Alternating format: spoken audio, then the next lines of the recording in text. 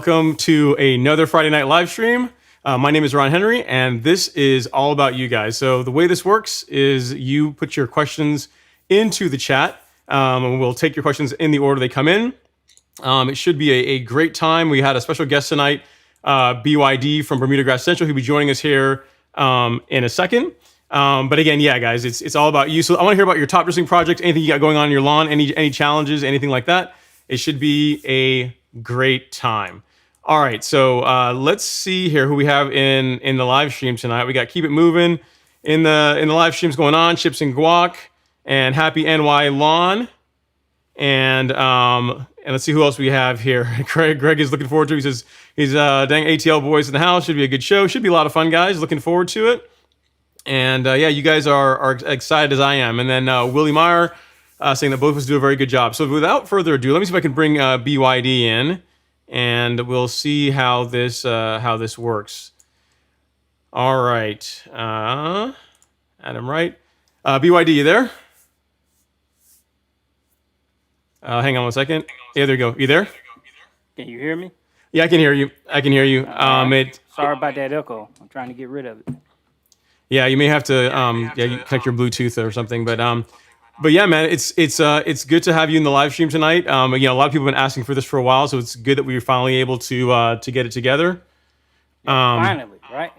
Finally, yep. So BYD, tell me what's going on. What's new with you? What's going on with you and your channel? Nothing much going on. Same old thing. Just trying to put some content up here. And I'm still gonna work on this Bluetooth connect. Can you see me? Yeah, I can see. Yeah, I can see you. I think you just need to make sure you go in your Bluetooth settings and make sure that it's paired. That you pair your device. Like hold down that button and see if you can pair it.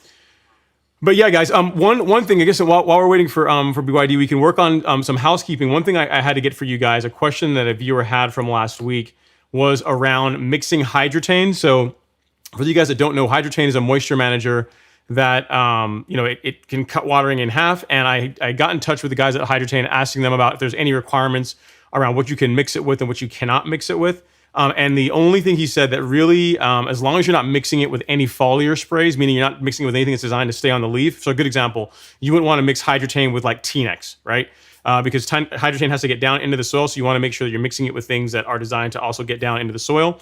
And then the only advice they gave me was that if you're mixing it, because there's a surfactant in it, make sure you add it to the tank last so it doesn't foam up and create a big mess. But outside of that, you're good to go to mix it with pretty much anything you want. All right. Let's see. BYD, still working on that audio? Looks like still working on that audio. Okay. All right. Okay. Well, let's get our first question here. It's up from Up New York Lawn. He says, "Hey Ron, I have two questions. First one is for a friend living in Nashville. He's got a Bermuda in his house, and I got him to buy a 7-blade Earthwise." LOL. Wow, you really you never know. Your neighbor may or may not be too friendly with you after that, but we'll see. He says, "When would you overseed in that climate?" So here's the thing. He just got Bermuda, his brand new house, it's a brand new lawn. I don't think he really needs to overseed it. I mean, if it were me, he needs to just get used to the real mowing and get used to how the grass is doing and learn what he needs to learn about it and make some adjust and just see how the grass does. And then if it's later on at some point he decides that overseeding is something that he wants to consider, then that would make sense. I wouldn't want to compound him doing real mowing, just being new to real mowing and also doing overseeding all at the same time. So I'm gonna say not just yet. As far as time to do it, let's say we'll fast forward a year, right? Nashville is a little bit further north than we are. So as far as whenever you can do it or overseed, it's not that different from us, right? It's not that different. So really, anytime between May to June would be an ideal time to do it. So just that would be my thing. Kind of like along the same lines as how we do it here in Georgia. All right, let me see if BYD's back in. Let me get him back on here and see if he's got his audio worked out. BYD, you there? Looks like he's still working on it. Okay, well, audio is terrible. I'm sorry. Okay, there we go. I think you're good. I'm not hearing myself anymore. Oh, actually, yeah, Okay. I know, I still am. Yeah, so yeah, let's work on that Bluetooth. What about now? Yeah, still same thing. Let's see. Okay, that's Okay. better. That's better. All right. I talk quietly. Okay. So BYD. So yeah. So first, all about you, right? So tell me. So tell the. I have another question I have to get to here from up New York Lawn, but the channel. So we talk about both of us do Bermuda grass. But what Correct. would you say are the big differences? I know sometimes some people, will say, the products that they see on your channel are slightly different from the products on my channel. What would you say are the Mm-hmm. big differences between like what you do on YouTube for your viewers versus what I do? One of the big differences is, yeah, that might work. Hold on, Ron. I think I got a mic hook up here. This Okay. might save the day, so you won't be hearing yourself. All right. What about that? I'm talking and yeah, I'm still hearing myself, but yeah, you may have to plug it into the headphone jack. You hearing yourself now? Yep. Still, yeah. No, don't plug. Yeah, plug it into the computer, not the mic. All right. What about now? Sounds good. Probably good now. Nope. Can you hear me now? No, I can still hear myself. Can you hear me now? Yeah, I can hear you. All right. I'm sorry. Yep. No problem. No problem. So yeah, I'll just be quiet. So as far as like the big difference between your channel and mine, what would you say? As far as like Bermuda grass, like what would we say is the specialty, like the thing that you offer that a lot of your that your viewers come to you for? All right. Because I'm basic with it. My channel is designed for the DIY, do-it-yourselfer, but it's more or less, like you said earlier, off the shelf products you can go buy in the store, inexpensive products that can get the job done. I talk about some fancy stuff too. Everybody like fancy, but I try to keep it affordable for the average homeowner, and particularly women, because those are the ones that tend to ask the most questions and get the less help. Now, as far as yours, you're more detailed, as far as flattening out the land, golf course look, um, cutting it at, what's your cutting heights? Point, unbelievable. Yeah, just under half an inch. Exactly. Well, with a normal person, normal lawn, it's going to be a bumpy lawn. So I even did a video saying about, even though we scream cutting it super low, if you got a bumpy lawn, you can't cut it low like that. So those type of tips to help the average person to try to get that, perfect lawn. Yep. That's it. So man, I mean, and I like that because a lot of what you show are things like what comes in over home, like things which you can easily get at Home Depot, like a lot of the fertilizers, the herbicides. Depot, Lowe's, Amazon, um, places like that. Yep, exactly. Something that's it's not going to require a lot of effort for us. You just searching for stuff that you can't pronounce or you can't afford, But there are different styles, and everybody has one. So mine is, and you see, I use a regular lawnmower, rotary lawnmower. Even though I got a commercial mower, I don't put it on my yard because I get asked this question too. Why don't you use the commercial? Because 90% of my followers don't have a commercial lawnmower. So I'm not doing justice to them by using that big zero turn or that 36-inch X mark. That's a fair point. The thing I like about your channel too is that you show people that you can still get an amazing lawn. You can still get a good Bermuda. Bermuda can still look good even cut with a rotary mower, right? So that's All a day. that's a big thing. All right, so we got a question here from Up New York Lawn. So he says a question for himself. He says, how many weeks would you wait?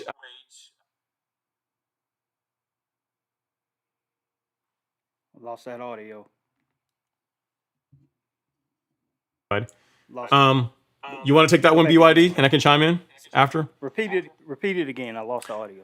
Yeah. So his question was, how many weeks after you kill your grass would you wait to do a renovation? So you're trying to get rid of, I don't know, you say you got Zoysia or something, right? And you're trying to go to Bermuda. Sorry, Zoysia people. Yeah. How long after you spray out the Zoysia would you wait to start putting Bermuda down? Now, I'm going to tell you this, what I've seen in the past, and I tried this. When you initially try to kill Bermuda grass, it won't die the first take. You'll kill 80% of it off, but the Stolons and the Rhizomes that are up underground, they're coming back. So generally, they'll tell you 8-12 weeks to start over. And I don't know if people plow their soil over again, turn the soil to start over. But after about 12 weeks, fine. But in the case of Bermuda, it's not that simple. And that's a project that I would probably start, oh man, mid-fall, somewhere around there, while you still got some greenness, so you can kind of see what's dying off. And even when it goes dormant during the fall, well, you're gonna have bare soil. I probably had to treat it again. So me personally, from me trying to do that, it takes more than 8 to 12 weeks to Okay. permanently get rid of that Bermuda out of your soil. Because if you don't, and let's say you put down, uh, I'm making up some fescue, I never do that. But if you put down some fescue, that Bermuda is gonna still try to come back.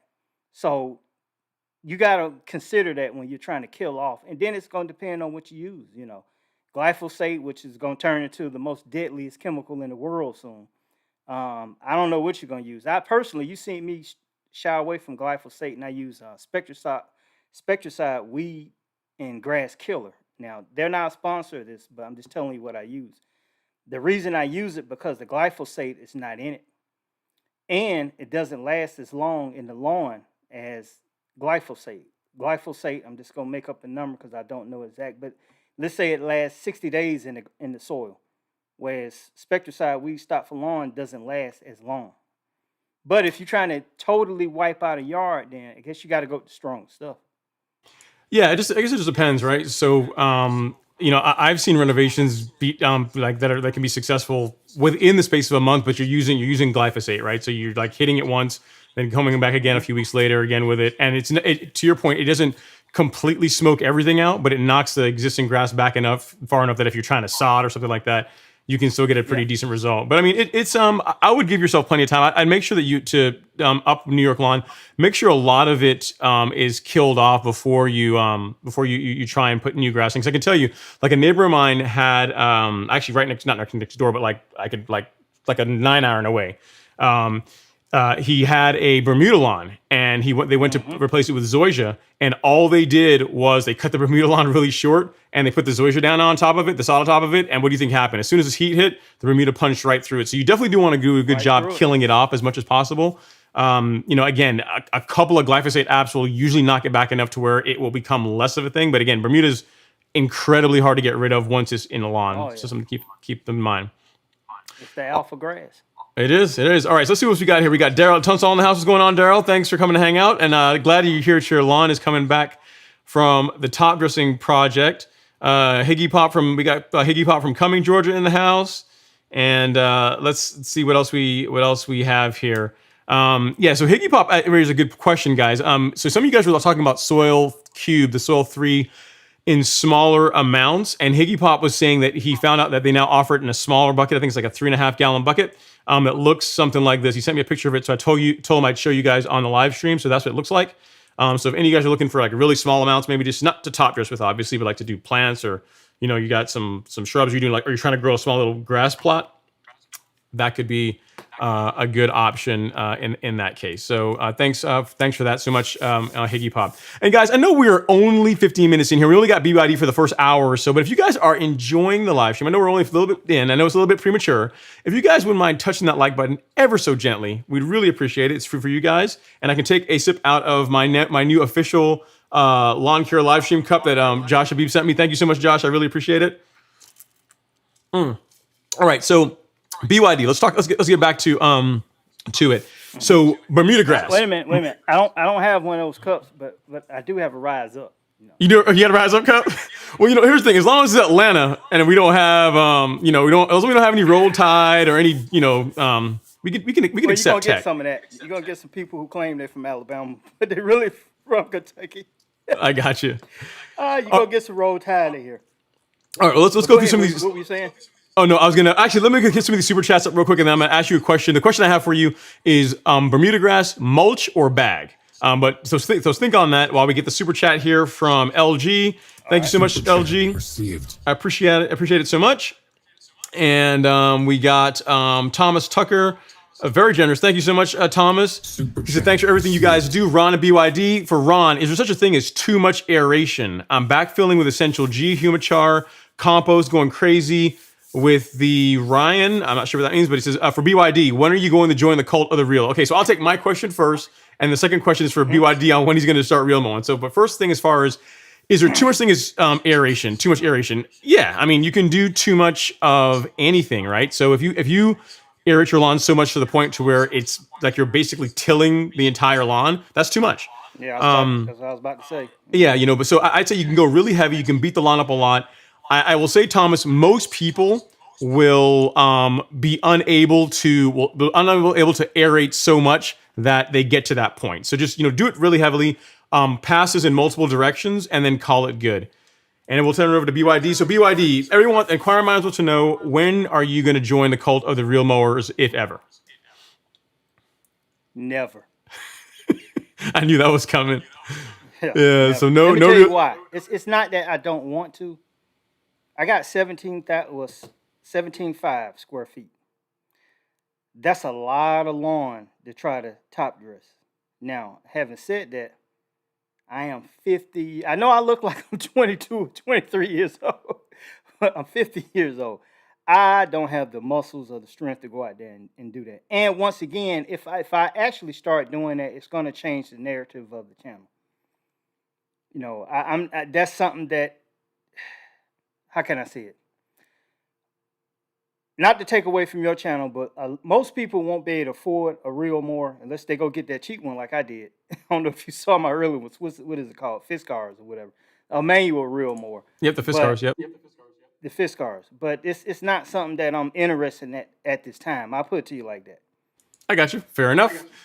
All right, we got a super chat from Ships and Guac. Thank you so much, sir. Really appreciate the generosity. Received. And we also have, even though we haven't gotten down here yet, we got to give a special shout out to our viewer from the UK, Angela. Greetings from everyone watching from the UK. Thank you so much, Angela, for coming and hanging out with us across the pond. Always appreciated. All right, so BYD question. That's a female, right? Yeah, I love it when the females come. Yeah, I love that. Yeah, it's always awesome to see girls getting into lawn care too as well. It's always cool. So, Bermuda grass, mulch or bag? What's your take on it? 80% I'm mulching, 20% I'm bagging. Right. Okay. When do I mulch? Mostly during the growing season. When do I bag? In the fall when I got leaves on the yard and I just don't want that extra debris down there. I got people coming over for a party or something. More than likely, I'm gonna bag my lawn because I just want it looking pristine. Right now, when my grass went through 3 weeks of drought, all right, 3 days of rain. Somebody asked the question, why was I bagging it then? Because when you mulch an extremely dry lawn, you start pulling up runners and little pieces of grass and little white bits are left all over the yard. So I'll bag in that case. But 80% of the time, I'm going to mulch. 20% I'm going to bag. If you are going to mulch your lawn, you have to cut your yard often. And that goes into that question you asked me earlier. One of the mistakes I see people doing is they mulch their Bermuda lawn that's growing like crazy once a week or every 2 weeks. Your grass is going to turn brown. I promise you. You're going to brown it out because you got to cut that 1/3 rule. That's fine, but if you're a true yard fanatic, it's the 1/4 rule. We don't even want to let it get that high. We want to keep that joker cut. But when you mulch, it just goes back into the yard. Free fertilizer. It's just that simple. Yeah, I agree. I'm definitely like you. Outside of when I am scalping the lawn, or if I am again, you have like company coming over. So if people are going to come over for the 4th of July, that's when I'll put the bagger. Oh, not the bagger, but I'll put the grass catcher on and pick up and catch the grass that way.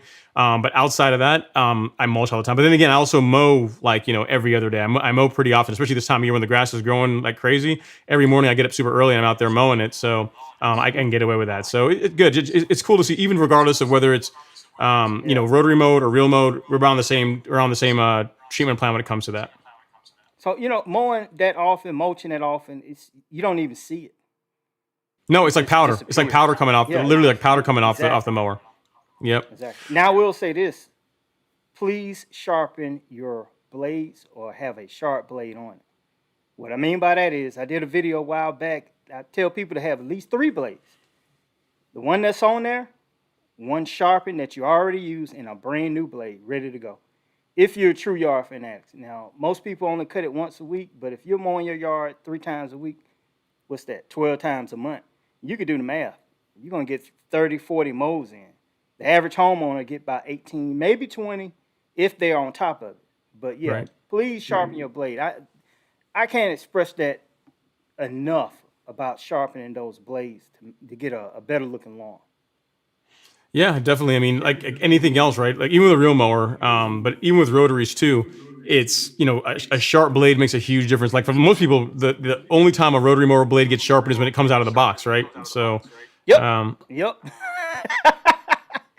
Hit it on the head. That's the only time they sharpen it yep. is when they get it brand new and they don't take it off. I got a cousin. I think he went maybe 3 years without sharpening the. Nah, he didn't even sharpen it. I told him don't even sharpen it. Just replace it. It's all out of balance. You didn't hit rocks, sticks for 3 years. That blade is no good. Right. Right. Okay, so we got another question up here. I'll take this one. Lee has a question about masonry sand. He says, "Hey Ron, I bought a yard of masonry sand today. The supplier says that he sells it as masonry sand. One guy told me it was play sand. Another guy told me it was masonry sand. It's fine texture. Will it be okay to top dress?" I would not use if it's play sand, Lee. I would not top dress with that. I mean, you send me a picture of it. You have my email address. It's ron@golfcourselawn.com. I'll put it up here really quick just in case. Right here. I'll get you off the screen. Right here, ron@golfcourselawn.com. Send me an email there, and I'll take a look at it and let you know. But if it is in fact play sand, I wouldn't top dress with that. You want to use a coarse sand to top dress your lawn. You don't want to use anything that's too fine. You want to use something that's coarse. So hopefully that helps. Okay. Let's see what else we have in the live stream here. And Kevin Sheehan is saying, "Hi all, Sunset Beach. Welcome, especially you, Mr. Ron, and your guests. Thank you so much." And so Maurice has a question. Now we all been here, Maurice. We all. I hate to say that. I'd like to be able to say I've never done this, but we're all guilty of it. He says, "Ron, I made the cardinal mistake. I over applied your liquid fert program to my front lawn, and it's light skin green. Got rain all week in Smyrna, Georgia. How can I tell if I burned it too much?" Really, you're just gonna have to just mow through it, man. I mean, really, it's just one of those things where I mean, by the time you put down a foliar liquid fertilizer, right? You put down liquid fert. Once it's down, it's down. There's not a whole lot you can do after the fact outside of just back out the ground. No, just cut it. That's all you can do is cut it. Yeah. So start mowing it and just it'll be fine. I mean, if you said it's light skin green, so it probably did get a little bit of it maybe got a little bit of stress if for you going too heavy, but it'll be fine. Just keep mowing it and it'll work out. It'll work out okay. I wouldn't sweat. Yeah, it'll grow itself out. Exactly. I mean, that's the beautiful thing about it. The more you cut it, the faster it's going to green back up. So just keep doing that. Okay. Okay, so we got Timothy Wolf in the house. He says, "What's going on? Happy Friday, everybody." See, now BYD, you called it. We got like a Roll Tide guy here. It's just BYD Roll Tide. I told you. Didn't I tell you? I told you. Hey, you can't fall off a building without somebody jumping off beside you, screaming "Roll Tide" as they go by you. That's how they are, man. That's all those Alabama fans. My goodness. If they could only learn to win a little more. Yeah, they could only learn to win a little bit more graciousness. You know how they don't give anybody else a chance to win. Yeah. All right, Bobby. Wait a minute. Bobby Shockley. Mm-hmm. Okay, your last name is the same as our famous quarterback DJ Shockley that played for the Georgia Bulldogs. Now BYD stands for BI. Of course, I'm big, man. Big yard and DAGG dog. That's where that comes from. But yeah, I just had to point that out. You got our old quarterback last name. Nice. All right, we got Papa Mo's Low in the house. What's going on? And of course, JG. What's going on, JG? Thanks for coming to hang out. You and LG always supporting the live stream. I always appreciate that. And let's see. Jeremy White saying his yard looks awesome after top dressing. Ron and BYD in the live stream. Happy Friday. You hitting that like button once again.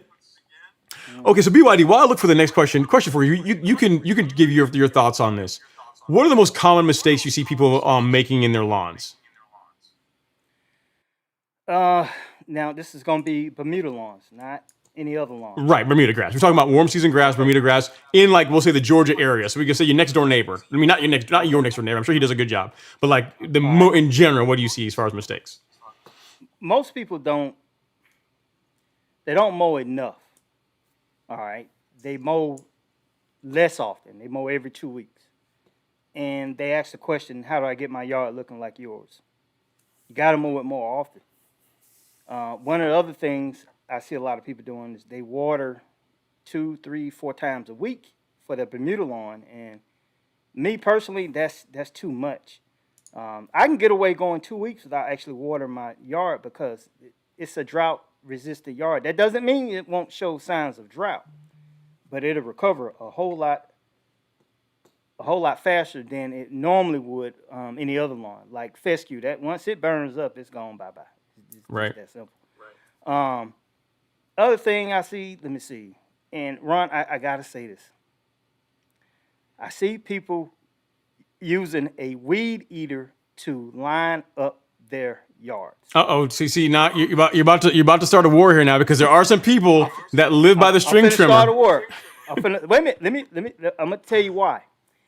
If you are a novice, your best bet is going to get a stick edger and line your yard up. Now, I've been cutting grass for over 30 years. And don't get me wrong, it's times that I will use a string trimmer or weed eater to line up the yard. But 90% of the time, as long as I've been doing it, your best line is going to come from a stick edger. It's almost like that argument I get where people say, well, I never use a battery-operated lawnmower, but they never used a battery-operated lawnmower, so you can't say that you won't use it. You got to try it both ways. So my challenge is to those of you who use a string trimmer to line your lawn up, get a stick edger and try it with that. Now, the only one I recommend at the store, basic store, big box store, that I like personally is the Echo stick edge. Now, if you're going to go to commercial, then it's still with me. You know I'm a battery guy, so I got to throw Greenworks in the deal, because I do have a Greenworks stick edger. I hadn't brought it online yet, but I got one. But the stick edger is the way to go for lining up your yard. That's another mistake. Some of the other mistakes I see, and this goes with us doing these live streams and videos, they follow too many programs. They're on this program, then they see a new video, they go buy that product, then they see another video, they go buy that product. You got to stick with one program. Don't keep flip-flopping, trying to get success quickly, because Ron and Henry did not mow his yard the first day he got it, and it turned out like that. Oh, I did. I've only mowed my lawn one time in 6 years. That's it. Yeah, right. That's how it looks when people drive by. Does he ever mow it? But you can't get a perfect lawn by not mowing the yard often, and you can't over apply chemicals because you think it's going to just make it look better. I give you an example. I did a video talking about the liquid miner's blend from Sunnyland, or liquid iron in general. What's the other one I like the most? Can't think of the name of it. But Fertilizer. All right. Even though the directions said 16 ounces per 1,000 square feet per gallon, I told people, if you apply a fertilizer that's high in iron, specifically, let's say 3% is basically what I see at the store. When you start going 6%, you start stepping to professional grade. But 6% iron, then you over applying that liquid iron, it's going to turn it darker than it's supposed to be. So you got to read the information on the bag, and you know that, Ron. That's okay. Scratch everything. The biggest mistake I see people make is that they don't read the directions. They just go with the flow. They see the video and they throw it on the yard. I would say that's fair. I mean, if I had to give my top three, I'm with you. The not mowing enough, switching programs or switching products too often. Pretty much often when someone sends me an email, they'll say, "Hey, Ron, should I go with a different fertilizer?" Even on the live stream, if you go look at any of my live streams, I say it all the time. I said, there's a couple products that I like. I like the Miramichi Green, like the soil amendment products. But if you have a fertilizer, a liquid fertilizer you already like, stick with it. I mean, if you are getting good results, there's no reason to change. Stick with it. Yep. So it's like having a good barber. You got a good barber, then there's no reason to go to another barber. Yep. And then the third one I'd say is patience, right? Because it takes longer than you think. I mean, if you just keep doing it, if you just mow your grass, stick with a consistent program, and just be patient, you're gonna get a good result. Those are the three biggest things I'd say. Okay, so I got a question here Okay. from Timothy. He says, I don't have a backpack sprayer to put down the C Extra from the store. Can I use a hose end sprayer or any other suggestions? So here's the thing, Timothy. I believe there is a drench rate for that product.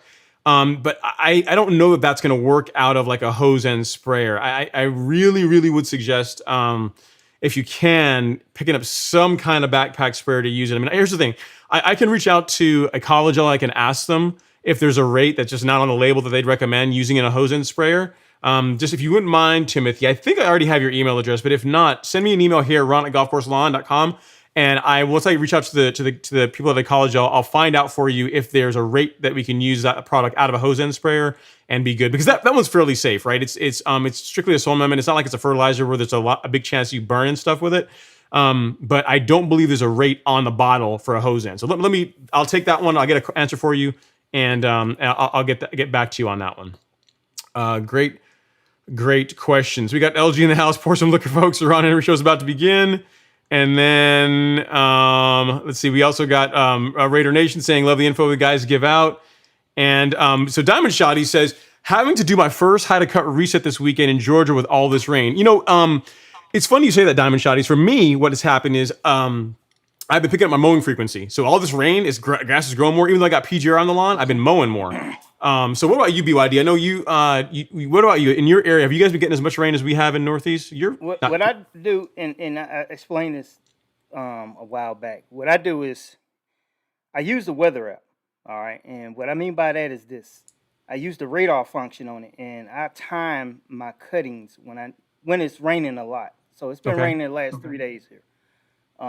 2 days, what's the day? The day is Friday. Friday.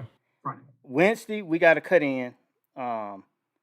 Tomorrow morning, we're going to squeeze another cut in.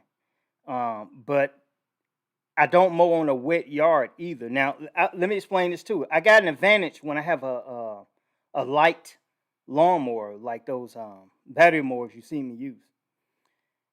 I can actually mow my yard, not with the Greenworks. That's a steel deck, but that Ego mower is totally plastic. I can actually mow my lawn, a couple of hours after it rained, just to get the cut in. Now, if you got swell areas, sink areas and stuff like that, you can't mow over that. But you gotta get your mow in. A lot of people just, well, it's gonna rain the next 5 days, so I'm just gonna let it rain. No. If it's gonna rain the next 5 days and it's gonna be sunny and dry for 6 hours between 2 to 8, you got to get out there and mow that thing.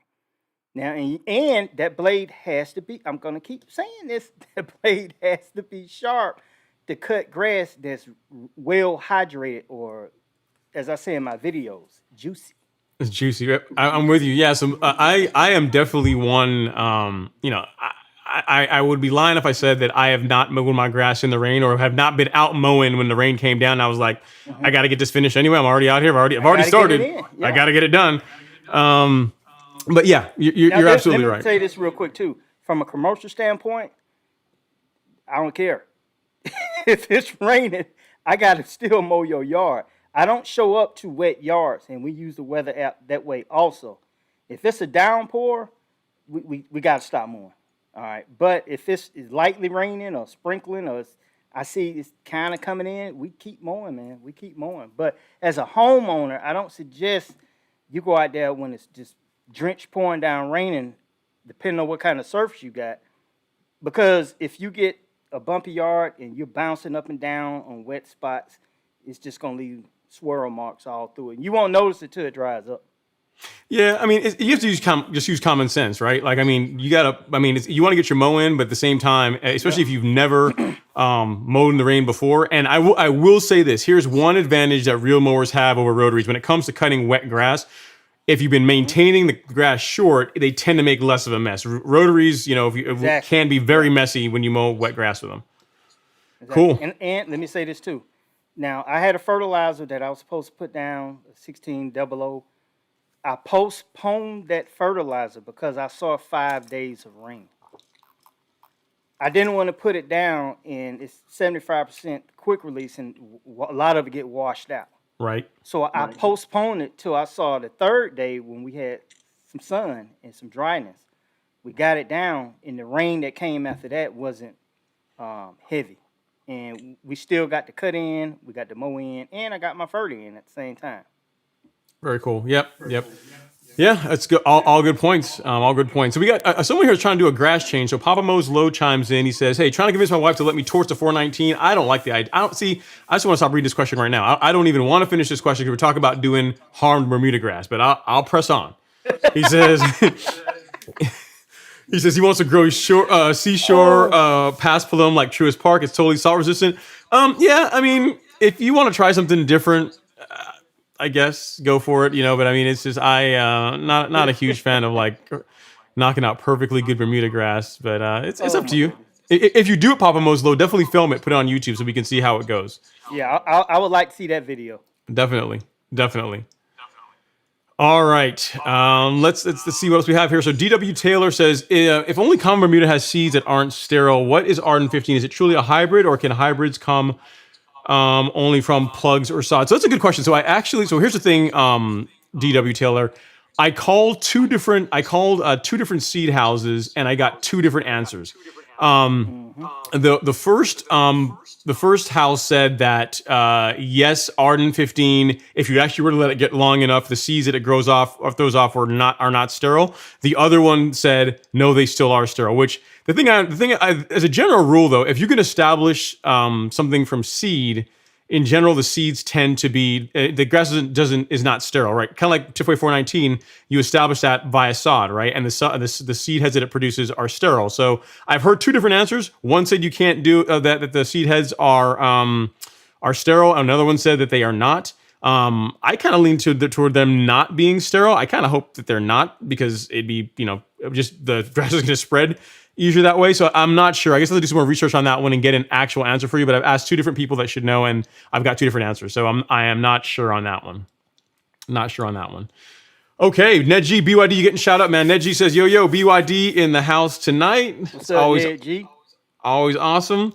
It says, Don Batista says, tomorrow's my big day. No rain in the forecast for Central Texas, and the Arden 15 seeds came in yesterday. So yeah, finally, no rain, because Texas has been getting a lot of rain here lately. Like the last couple of weeks of the live stream, all I've been hearing from Texas people is it's raining, and I guess here in Georgia we're starting to get some of that. So yeah, it's kind of cool.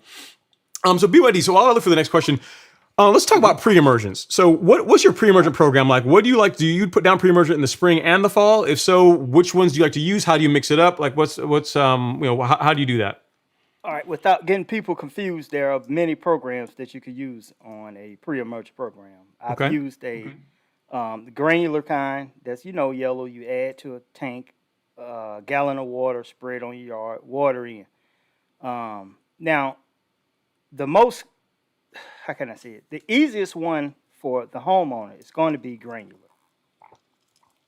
Easy to apply, set the dial, push away. Just that simple. Now, me personally, I'm always experimenting. You still can hear me, right? Yes. Okay, I'm always experimenting. So I got sections on my yard where I did liquid. I got sections where I did granular. I got sections where I did liquid and granular, not at the same time, but just separate, just to try to see. I will say this, on my clay soil that's in the back where I planted those common Bermuda grass seeds, they took, but I tend to keep poor because poor lasts in the yard for years. It's not a one-time deal. Once those seeds drop in the yard, they could be there for years. So that's why people are always complaining about that. I've tried granular on that. Meh. I tried liquid. Meh. So it's just going to depend on, how can I say it? It's going to depend on what's in your yard. I don't know if you ever heard of Ixoxibin, but that's another pre-emergent. Now, that one works real good for people who has a lot of, not clovers, plantains, broadleaf weeds, this and that. If that's all you had, and it's like a white, milky looking liquid. I don't know if it necessarily comes in powder. I just know of the liquid form. But, no, my fault. I think it does come in powder form. But that one works good on those particular weeds. Me, personally, I kind of flip, because pre-emergent is just not one name. You got dithiopyr, you got prodiamine, you got what's the other one? Barricade. That's the name, brand name. Name All of brand. it does the same thing. Spectacle Flow. But spectacle, it's just don't. You got to experiment. I cannot recommend one pre-emergent that's going to work on every yard in America, because if that existed, would nobody be asking the question. But as far as Get what I'm pre-emergent, you'd say definitely in the spring and fall, though, not just spring. Some people make the mistake of only doing it in the spring. Okay, if you're buying it at the store, and I'm gonna use Lesco, that has pendimethalin in it. The one that's at Home Depot, not the one that's at Lowe's. One that's at Lowe's has prodiamine in it. Pendimethalin is supposed to have a post and pre-emergent in it. The prodiamine is just a straight pre-emergent. It's not going to kill any little shades of crabgrass to try to get up all this and that. So, repeat your question, Ron. No. I say as far as do you apply? I mean, as far as like applying it in the spring and the fall. So you always do a spring app and a fall app? Or is what you say? I do a spring app. I do a fall app. I do a winter app on my back. Okay. Where I get all that not nutsedge, pour. Okay. So then it's all about the rates too, because I'm just gonna be real with you. When you read the bottle, it's gonna say put 0.83 of this on your lawn, and it's supposed to last 9 months if you're doing one application. That's not gonna happen. No. You already know that, especially people in Texas getting rained on every day. It's gonna wash out. So how can I say it? I know people look at these programs where they say now's the perfect time to put it down, but there really is no perfect time to apply the pre-emergent to catch every weed. You got to figure out what's germinating in your yard that you're trying to control and try to get that timing down right and focus in on that, because whatever you don't catch with the pre-emergent, you catch with what? Post-emergent. Right. So spring, what part of spring? I'm trying to think. Like, early spring is a good time.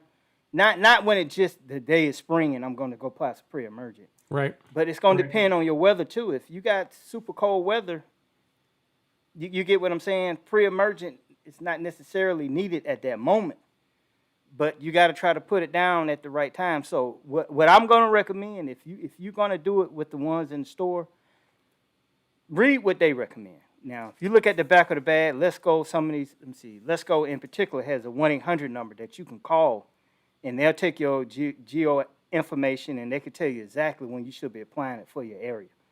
Don't always rely on the video to get a perfect solution. Right. Use all the tools. Right. Video, use that 1-800 number on the back.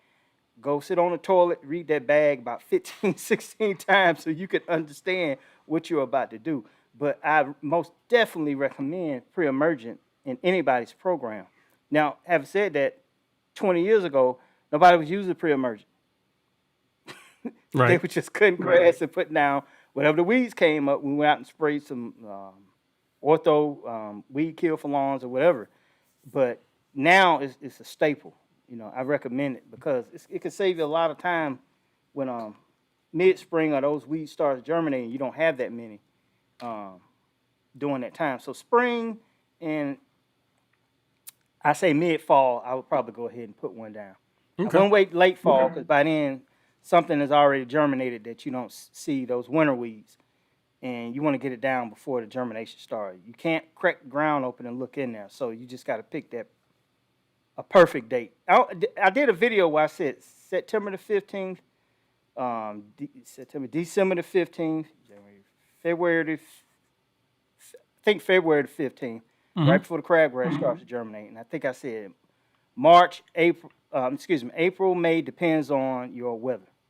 Sure. Yeah. I definitely say, earlier is better. Earlier is better than later, especially for the spring one. Don't wait till, late March to put down pre-emergent then. It's too late then. Earlier is better than later, for sure.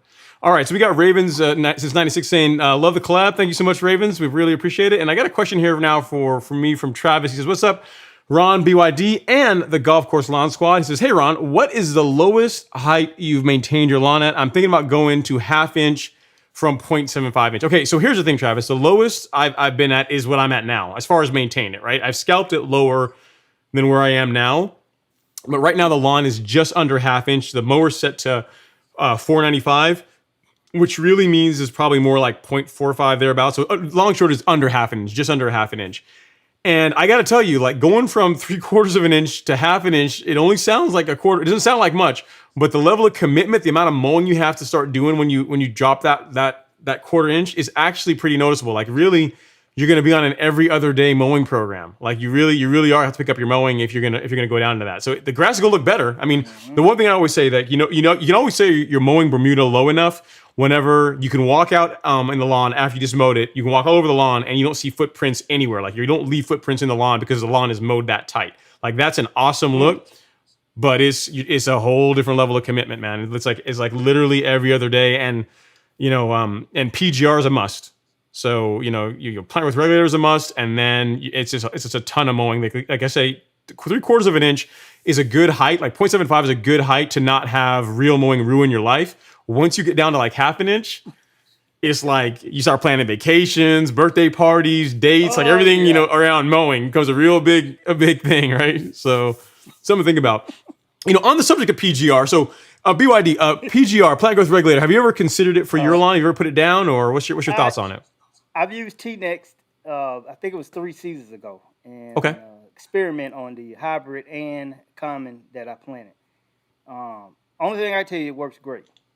I noticed a slight deeper blue. Matter of fact, I applied it when I had Bermuda grass seed heads. That's why I did it, to see if it would restrict the Bermuda grass seed heads from sprouting up. So if you find that video, it's half of it is Bermuda grass seed heads, and the other is barely some on there. That's the half that had the T-Nex on. So it made a difference. One of the issues though was the price. It's $175 a gallon, and that's not what's the major one that the one the golf courses use. Yeah, there's T-Nex. There's a couple. There's T-Nex. There's the one that's rated for golf courses. There's a paclobutrazol, Tide Paclo. There's that one. There's quite a few. But T-Nex, like Trinexpac Ethyl, like that one is that's a good PGR. The only negative to it, and I'm not sure if you saw this on your lawn, but when you first apply it, at least the first time you apply it in the season, you get a little bit of yellowing on the grass. I mean, it's only for a few days, but you tend to get a little bit of yellowing. I had a slight haze on it. Now, when I did it, I didn't know if it was from the temperatures. I didn't know if it was just too hot. And maybe that did something to it. But yeah, I noticed it maybe about 2 days, and I watered it real good because I was freaking out, and it came back and it looked good. I didn't do the entire yard because I did it with a pump sprayer, and it took a long time to put it down. But yeah, I recommend doing it if you can. Yeah. When I say pump spray, I mean a hand pump sprayer, not a battery. Oh yeah. So I recommend it. I mean, I think if you're gonna, especially if you're real mowing, like now, like this month, like the month of June and July are like the months of PGR. I started last month, but really this now is when you really want to start doing that. Okay, so we got. Let me say this before that. If anybody's going to experiment with that, I would suggest you just do a section of your lawn first. Don't go and do the entire yard and follow the directions, because most of the time that stuff says apply every 30 days or so. I don't want you out there weekly putting it on the lawn. and on that point, like, you always talk about reading the label. PGR is one of those things where you must absolutely read the label. It only takes a little bit, like a small amount does a whole lot. So you just really got to pay attention to the label. Don't quote me on this, but I could swear it was 0.25 ounces per thousand. Ounces for the hybrid. And now for that common, it may have been more. I think it was I don't want to say it because I don't want nobody to do it. No, it was a little bit more for the common. Yeah, it's the other way. So common is 0.25, and then for hybrids like Tifway, you can go up to 0.38. But again, it's not like 0.25 is this and 0.38 is this. It's like you're talking about like a splash more, a taste more. It's not a huge difference. So just that's something you got to be real careful with when you're applying it. But me and Ron Henry, we've done it. Don't be afraid of it. Don't be scared. Don't get like you're just not going to be able to do it, because it's really as simple as reading directions. It's just that simple. Don't let anybody else on any of these channels tell you that you can't put certain things down on your lawn. If you can read the directions and follow them to a T, I promise you, you will get success. Yep. Good points. If you follow the label, you can do it. Okay, so we got a couple super chats here from Ben Raham. Thank you so much, Ben. Really appreciate it. Thank you so much. And Kevin says, always great info as always. And then on the subject of pre-emergent, K. Rogers had a point there. He says, does pre-emergent make your grass stay dormant longer in the spring? No, not if applied at the right rate. Not applied at the right rate. It doesn't. The only negatives I've ever seen really from PGR in the spring, and it's really only in case where people over apply it, is you can have issues where whenever Bermuda grass begins running, like the runners, the Stolons don't tack down as nicely. But that's only from over application. Again, if we were talking about like PGR at the correct rate, there's not really any negatives out of it. I've never seen any issues with green up by using PGR on the lawn. What about you, BYD? You mean PGR or? I'm sorry. Pre-emergent. Yeah, pre-emergent. Now, if you apply pre-emergent, just like Ron said, and I just did this on that $3 bare spot fix. I mentioned that in there. If you put pre-emergent down there, it's going to have a hard time tacking down. And what we mean by tacking is this root to the dirt to start more runners. But that Stolon will still run across your yard even though it's not tacked down. But that's the only, thing that I've ever seen applying it. How can I say it? Too late in the season when you got a lot of Stolons and runners all of a sudden. Stolons and Rhizomes trying to move through the yard and you put down a pre-emergent. It may slow that up. But as far as the green up, I hadn't had issues with it. Even when I put it down late, when that sun hit it and I scalped it, it came right on up out the ground. Yep. And again, if you're applying it at the right rates, you're not going to have a problem. You shouldn't have an issue.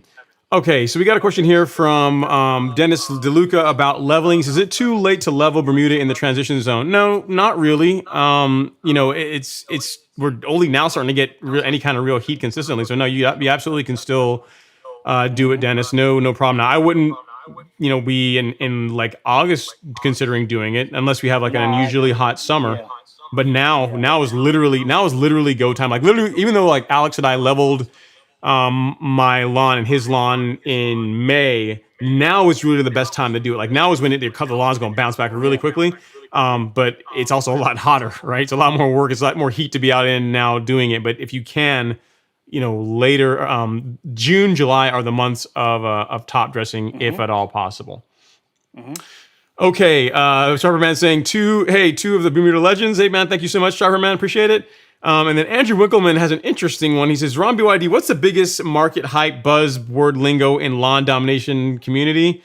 I.e., Ron, what is the InfoSec equivalent of zero trust for lawn care? The biggest hype. I don't know. I don't know. That's a good question. I'm not sure on that one. On Andrew, I'm trying to think of what is the biggest hype.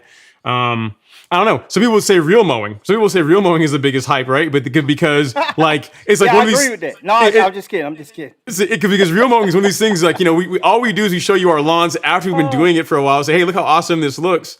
But you don't realize all the work and the kind of commitment it takes. So maybe real mowing might be the biggest hype. Although it's not hype, it really is like literally one of the best things you can do for your lawn if you have the time and desire to do that, but it's I think I will say that a lot of times the way real mowing is discussed on YouTube videos sometimes makes it sound like you buy a rotary mower, you throw away your rotary mower, you buy a real mower, and you still cut your grass once every 2 weeks, and you still get an amazing lawn. It just doesn't work that way, right? It's like you get rid of your rotary mower, you buy a real mower, and then you cut your grass a whole lot more, and then you get an amazing lawn. So really, if you still did the real mower cutting frequency with like your rotary, your lawn would still look pretty good too, but it will look better with a real mower if as all else being equal. Like if the lawn's level and just all else being equal, real mower is better for warm season grass like Bermuda than rotary. But you can still get an amazing lawn with a rotary mower. I don't want you guys to think that if I don't have a real mower, I can't get a great lawn. That's not true. Just mow a whole lot more. So maybe that's it, Angie. I'm not sure what else I got for you. All right. Let's see. Hotshot King says, will Maya Bermuda and Arden 15 blend together? I don't know on that one, Hotshot. I've never seen Maya in person. I have to look it up maybe after the live stream and maybe I can make that a talking point for next week. But I've not seen that together. I know Tifway and Arden 15 blend really nicely together. And Tifway is probably one of the most common. Like BYD, what's in your lawn? Is it Tifway? Tifway 419. Yeah, Tifway 419. So in the South anyway, or in the Southeast, Tifway is what's on lawns, right? That's what everybody's rolling with. Yeah. So if you have Tifway, and you want to overseed. I will say this. I overseeded my yard with the Fortis, and this was 6 years ago, with the Scott's Bermuda grass seeds.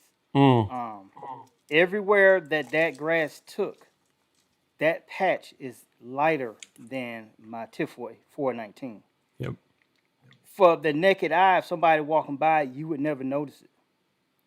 But me, I literally can see it, and it grows a tad bit taller than my hybrid Bermuda grass. So if I go 4 days without a mow, I see light green patches all over the yard. that are higher, different heights too, right?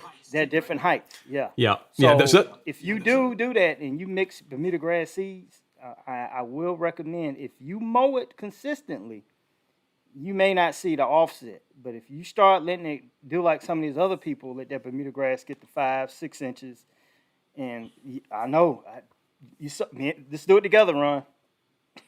You don't do that. You don't do that. You let it get that tall, it's going to be a mess. But once again, before you go and do your entire yard, this stuff is a process. I would experiment on sections before I just do it all over the yard and then be like, oh my God. Yep. I got a mess on my hand. Now I got to try to kill everything off and start over. We don't want to do that. Because I'm like, Ron, please don't hurt Bermuda grass. Don't hurt Bermuda grass. It's already got a bad rap in a lot of the country. Like up north, they think it's a weed. I mean, we got to give Bermuda as much love. It's funny. I had a sprinkler head replaced today, right? Or I had a couple of them replaced. I had a leak in the lawn. So those video's coming up soon, guys. I had like a leak in the front lawn today that had to get worked on. Not quite fixed yet. The leak isn't fixed yet, but the sprinkler heads got replaced. And the guy that came out, he says, "Hey man, he says your lawn looks amazing, man." He says, "This is Zoysia?" And I'm like, "Zoysia? That's Bermuda, man. Let's give respect where it's due." He's like, "Oh, really? I've never seen Bermuda that looks like this." I'm like, "Well, I mean, it is Arden 15, but it's still Bermuda grass, So Bermuda can look really, really nice." And too. Yeah, I'd say Maya. The big thing. Here's the thing. All jokes aside, if you're going to go commit the cardinal sin, as many people would say, of seeding one Bermuda with another, the two things you want to make sure of are texture. The color you want it to be somewhat similar as much as you can, but really the texture is the texture and growth habits are what's really important, because Arden 15 is darker. It's a little deeper green than Tifway, but if you get it all throughout the lawn and it germinates nicely, you're going to end up with a mutt lawn with a blend that overall looks really, really good. But what's going to look weird, kind of like what BYD was saying, is if you have like one grass type, one Bermuda type where the blade is really thick, and you have another one with it's finer, it's going to look weird. And if you have one that grows, half an inch in one day, and have another one, well, not that much, but take half an inch in 3 days, another one that grows a quarter inch in 3 days, it's going to look weird. So that's why I always, when people ask me like, this one with Arden 15, I've never seen it. I've never actually tested it to know. I know that Tifway and Arden 15 play nice together. These other ones, I've not personally seen them or tried them to be able to say for sure if that's going to happen or not. Okay. So BYD, we got a question coming up here about crabgrass. This is going to be in your wheelhouse, man. It says, bummed you missed last week. I tried out Weed Stop Crabgrass Killer on a ton of crabgrass and had zero luck. Any advice or wait and try again? So Josh, you didn't say how long it's been since you put the Weed Stop down, because you have to give it a little time to work. But let's say he doesn't get a good result with it. Let's say he did everything right. He applied at BYD. When is he gonna? What would you give him? What advice would you give him? Another application or something else? Or would you go with? If you read those instructions, more than likely it's going to say you may need a second application of it. If you apply the crabgrass that's past the third tiller stage, then I'm talking about the hose in sprayer or the Spectricide Weed Stop for lawn. or any of the other ones, you're probably not going to get the results that you think you're going to get. All right, that's why you'll see a lot of people. Well, I'm not going to say a lot of people because people don't do this, but they move to the 75 quinclorac 75 DF, the dry formula, which 75% quinclorac is going to kill off that crabgrass a whole lot faster. But if you put it, and I'm like Ron, sometimes you got to let it work. You know, you can't just spray it and spray today and it's dead tomorrow. Sometimes it doesn't work like that. And No. when you buy store-bought chemicals, they take longer to work than a commercially branded chemical or something you buy online or from one of those high-end stores. You may have to wait it out. Now, I will tell you this: bag your lawn if you got weeds in it and you're waiting for them to die. Don't sit there and stare at them. Mow as normal, bag while you go, and you'll see it die quicker. But don't let it sit there and have an opportunity to try to bounce back. Just keep an eye on it. So I don't really know how long you waited. Can you put that down there, if possible? How long it took, for you to, how long did you think the results would, how fast did you think your results were going to be? Yeah, that'd And be good. was it mature crabgrass, or was it just started coming out? Because generally in my area, crabgrass starts to germinate around February. All right, March I'll start seeing it. By June it's full fledged if you hadn't treated it. But then here we go, August it's gonna die off naturally. So it just Okay. depends on how long it was there. Sounds good. Okay, so I got a little echo BYD, whatever you're doing. I think you were turning me down when I was talking, but so Clayton says, Ron and BYD, mad respect to both of you. I'm hand pulling weeds, crabgrass, and nutsedge. Any recommendations for a tool to get the whole root? So I have a tool that I use, a weeding tool that works really well. Out of those three you listed, Clayton, the nutsedge is going to be the hardest one to get out. The roots of nutsedge are just, You're gonna always break that. yeah, it's hard to pull out nutsedge. But crabgrass and most other weeds, like this hand weeding tool, will work really well. But nutsedge, I mean, it's just, I don't know what it is. I think it's just a finer stalk, or it just roots harder. But to get it all out, get the full bulb out, I find that to be really, really, really hard.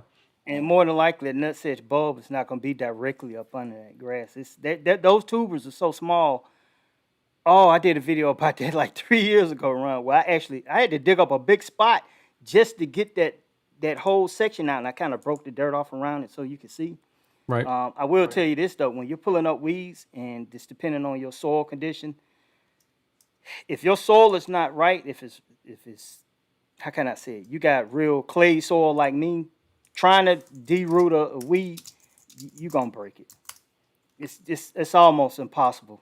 I always say treat it with a post-emergent and let the post-emergent kill down to the root instead of you pulling it and breaking the root. And 2 or 3 weeks later, here we go again. I know a lot of people don't want to see that, but that's one of the ways you could treat it. Or you could actually pull that weed at that spot, but spot treat that spot right there with the root, right there at the tip that you pour down, and hopefully that'll get into the root and take that root on out the situation. Yeah, a good combination, which again, you got to read the label, is like Sedgehammer and Image. That combination works well, but again, you really gotta pay attention. You gotta do that. And Nutsedge, to me, like I still get it in my lawn even up to now, and it's always in spots where the lawn drains. Always. Like I've done a lot of different things. I had pre-emergent on my lawn before. This year I don't have any pre-emergent. But it's always where water runs. That's where you're gonna find nutsedge. So it's always in my swales where I got water to kind of sit there. It's always right there. Yep. But I don't have that much of nutsedge. The main thing that's attacking me in my area is POA, man. Oh my God. POA? Yeah. I hate that, man. Yeah, POA. I haven't had an issue with POA on my lawn this year. Even without pre-emergent. Well, I did fall pre-emergent, but my lawn has had pre-emergent like every year, twice a year for the past 6 years. So this spring was the first time I didn't put any pre-emergent down. And Alex had some. So in the fall, we're gonna make sure he gets a good pre-emergent at. But yeah, POA does stink. It's not a good one. That's a devil grass, man. It is, yeah. That's the truly devil grass. You're right. You're right. I think there's one football stadium where they actually planted POA because it's really green, right? But I can't. Yeah, It gave me. I started getting chills thinking someone was actually actually on yeah, purpose putting POA in the ground. You know?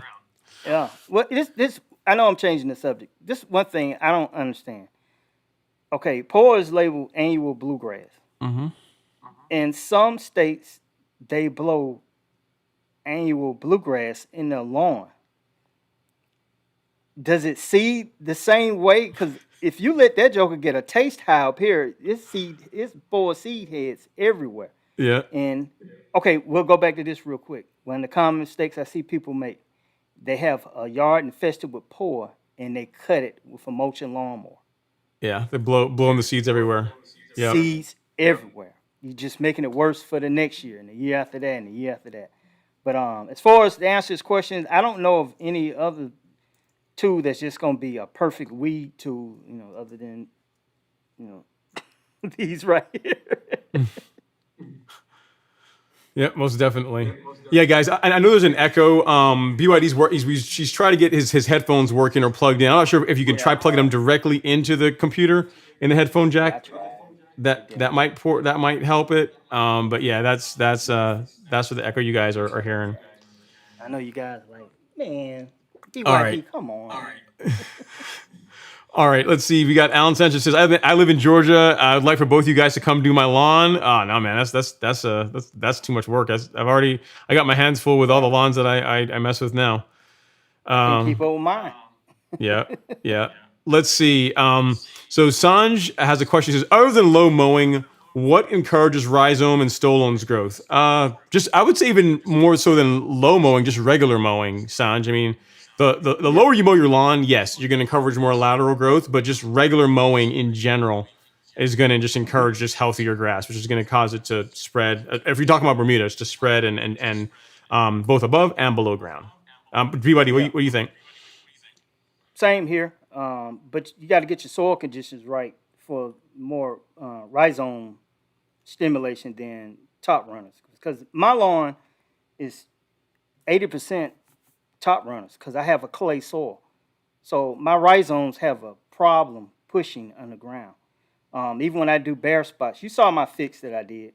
That's one of the reasons I did. I Mm-hmm. put a fresh set of soil down there, then put those stolons on top of it, bury them in the ground, and then I get some rhizomes that way. But if your soil is not absolutely conducive to rhizomes growing under it with Bermuda lawns, believe me, the stolons will take care of all that. Right, right. Okay, and we got a question here. X-Ray Designs. Sorry, I missed you. He says, I have a Pellet Pro applicator that I used to apply Pellet Pro. Will this be a substitute for Hydrotain? I'm not familiar with Pellet Pro X-Ray Designs. BY, do you know that? Do you know what that is? A Pellet Pro? I don't know if that's a granular form of hydrotane, another name for it. Yeah, I Is don't it know that? on that one. On that one, No, I never unfortunately. heard of that. Yep. Okay. So other questions that we have here, Don Batista says, I love using Lowe's, even though they may not have everything. Much respect for a company that puts a veteran parking in the front. Always good. So BYD, you always make a lot of content around the big box stores. Between Hmm. Lowe's and Home Depot, if someone, I mean, not to again, this is not a commercial or ad for either one of them, but between the two of Okay. them, which one do you find has a more complete selection, or is there certain things you only get from one and not from the other, or what's your take between the two? It's going to depend on your area. Like I visited Home Depots closer to Florida, and they had more centipede, grass kill stuff, and all this and that. But as far as me locally, that's it's kind of a both. I'll put it to you like this: you're gonna have to go to both stores to figure out what's best for your lawn. All right, some stores have a little bit more better products than others. Now, I do probably 70% of my shopping at Home Depot. Mm-hmm. And that might be because I'm biased. Home Depot is from Georgia, so I kind of support all the Georgia stores. I drink Coca-Cola. You get what I'm saying? All Right. that stuff. So I spend more time in those stores to support them because they're from the Georgia area. But as far as if I had to choose between the two, I'm going to Home Depot. Okay. Fair enough. I mean, for me, because I got a Home Depot nearby, that's why for me. I haven't been to a Lowe's in years because I literally got a Home Depot. It's 10 minutes away. Yeah. Now Okay, I so we will got. say this. Let me say this: Lowe's, when it comes to sales, Lowe's sales are better than Home Depot. They have more items on sale when, like springtime. Nobody's done a spring Black Friday in a while.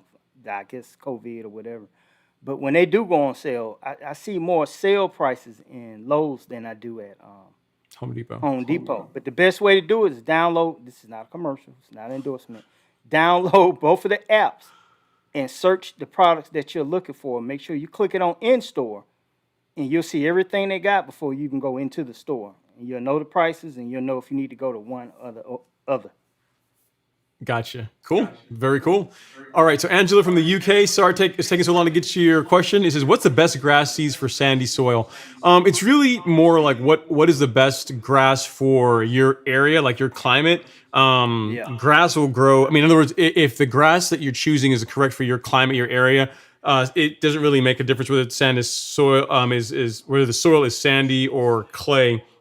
It'll grow just fine. So make your selection more around what your climate is like and what's a grass that does well in your area.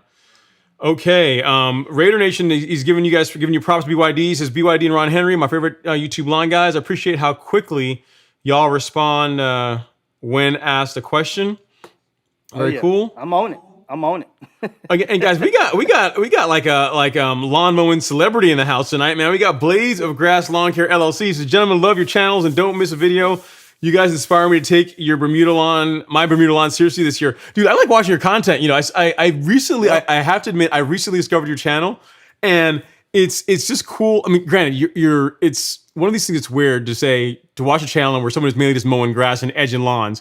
But the way you explain it and the fact that you just, you can tell you really enjoy what you do, like even everything down to like the clothes you're wearing. And, I'm trying out this type of boot now. I'm trying out this type of stuff. And just to see if you get a better result with it.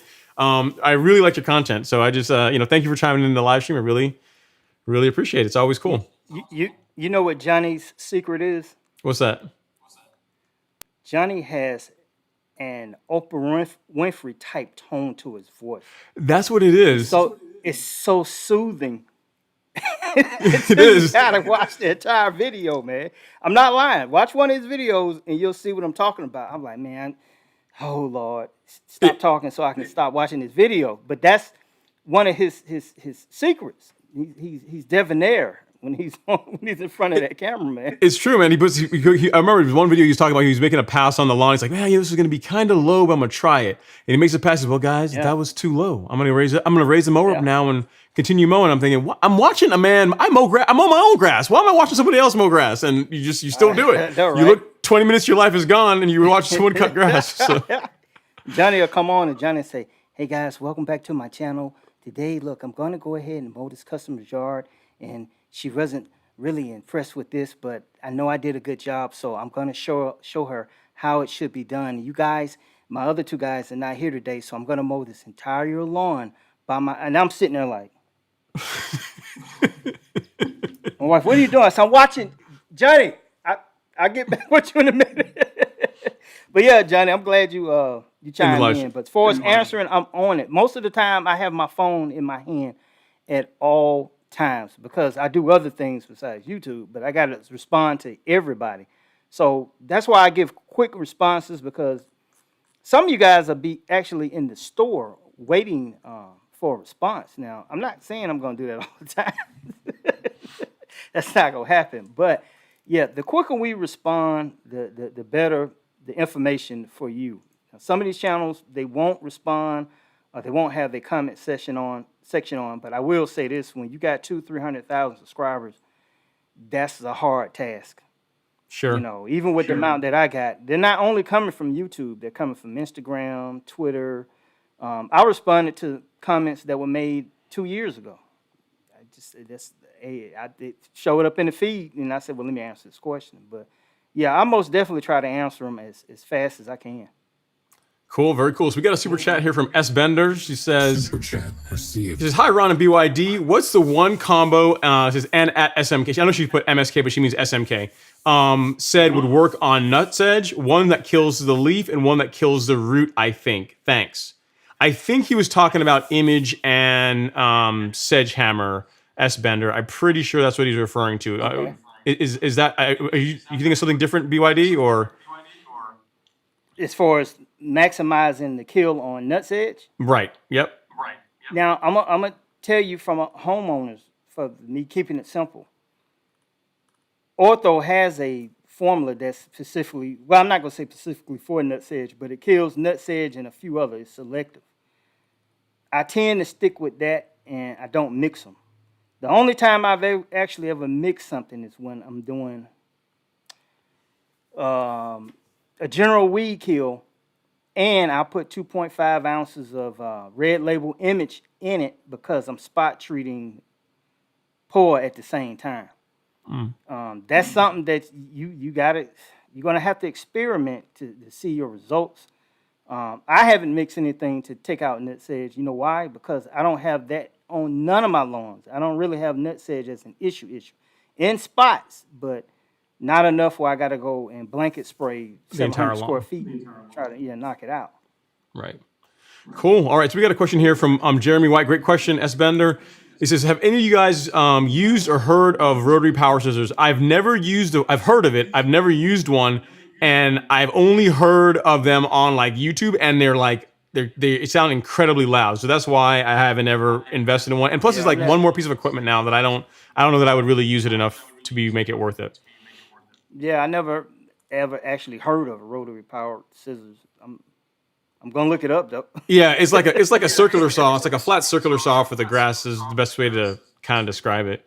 All right, so does that attach to the end of a like a weed eater type deal? Mm-hmm. Okay, now I've seen that. But I've never used it. I think I've seen it on Silver Symbol and maybe a few other guys. Lawn Tools has a couple videos on it. Yeah, they did one recently, didn't they? Like 3 months ago, maybe. With that? Yeah. Okay, so we got a whole bunch of Alabama comments here talking about Roll Tide and Falcons gonna go down. We're not even gonna acknowledge that. We're just gonna scroll right past that, and we're gonna get to SMK. He says, but we're not answering those questions. he says it takes at least 2 seasons to totally kill out Bermuda. You got to spray it multiple times over 2 consecutive seasons and use a Harley rake to shred the roots, and then till like 8 inches deep before sod. So pretty much you're never getting rid of it. Experience I had. I'm trying to tell you that Bermuda grass, it's alpha, man. Even though it's like poor seeds, those some of the roots that sit down there and wait. Ron, I did a yard where I brought it back from the dead. It was 9,000% infested with weeds. We sprayed it, killed off all. I mean, I threw the kitchen sink at it. I weed and feed. Sprayed that tile on. We put down a pre-emergent. I'm talking about that's everything you could think that you shouldn't do. The whole shelf at Home Depot. The everything you can think of. And matter of fact, I think I put a Let's Go 2003 Stonewall on it too. After about 3 months, the Bermuda grass came from nowhere. You don't need but a couple of roots, man. I'm trying to tell you, man. And that lady, she bagged out the deal somewhere. It was an older lady. She bagged out the deal because she felt like she was spending too much money. But yeah, the Bermuda grass is SMK is telling the truth. It's alpha. Like once you like I get these videos from people that say, I remember taking care of my Bermuda lawn, and I'm gonna start taking care of it now. I got a few bare spots here and there. I got rid of the shade, and now should I overseed it? What I need to do to make it grow? I'm like, listen, just give it heat and mow it, and just wait. Bermuda is like, of all the grasses, Bermuda is like incredibly hard to kill. Even when you want to kill it. So the one kryptonite dope is shade. Shade can't have shade. It's like mayonnaise and ice cream. Shade. Yeah, they don't go together. Everything has a weakness. Yeah. Yep. Okay, CJ Martin says, Ron and BYD, the goats, thank you so much, sir. And then Ricky Crimes Lawn Care Service says, love the show. Thank you so much, Ricky. We appreciate you coming to hang out. So BYD, this is a good one for you on organics in terms of fertilizer. It says, hey, Ron, what fertilizer would you recommend in terms of organics? I had not much luck with them myself, but I try to keep the backyard mostly organic for the dog. So as far as organic fertilizers that I've used and had good results with, Manchester, Malorganite, is a good product if you can find it. If you can find it, it's getting harder and harder to find now.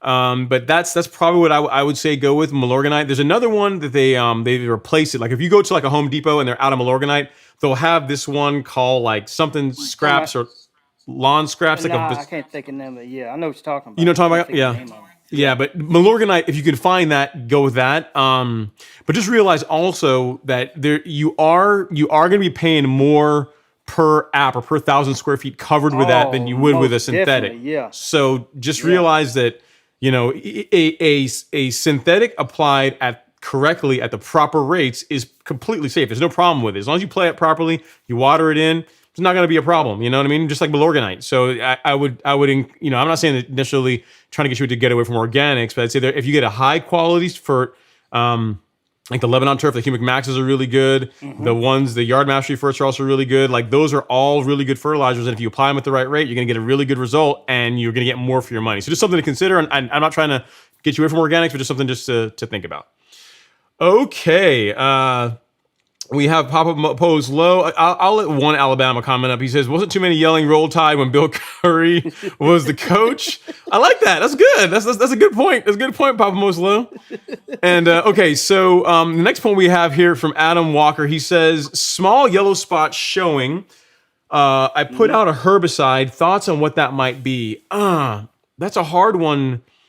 That's What a hard one. herbicide did you put on the lawn? Yeah, we need a little bit more detail on that. Adam, if you're still in the chat, put a little more detail around, what herbicide you put down and what, what could be going on. Because you said you have yellow spots. Was that after the herbicide or was it because of the herbicide? So That's I'm not what sure. I need to know. Yep. So it sounds like because here's the thing. One thing you guys got to realize too, and this is why a lot of times when you guys email me or put things in the comments of my videos and you say, which herbicide should I put down? Like, guys, you want to use herbicides sparingly because even though you look at that label and that label says safe for warm season grass, all that means is it's not going to kill the grass or it shouldn't kill the grass. It's still going to stress it. You still might get some mild yellowing. So you really want to keep herbicides off your lawn as much as you can. Kind of like what BYD said about the Nutsedge.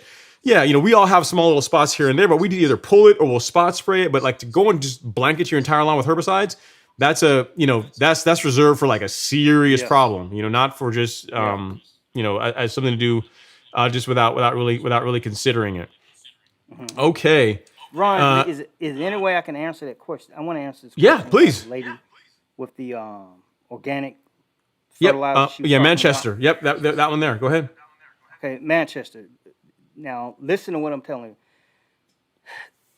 These fertilizers, when they say organic, are you talking about?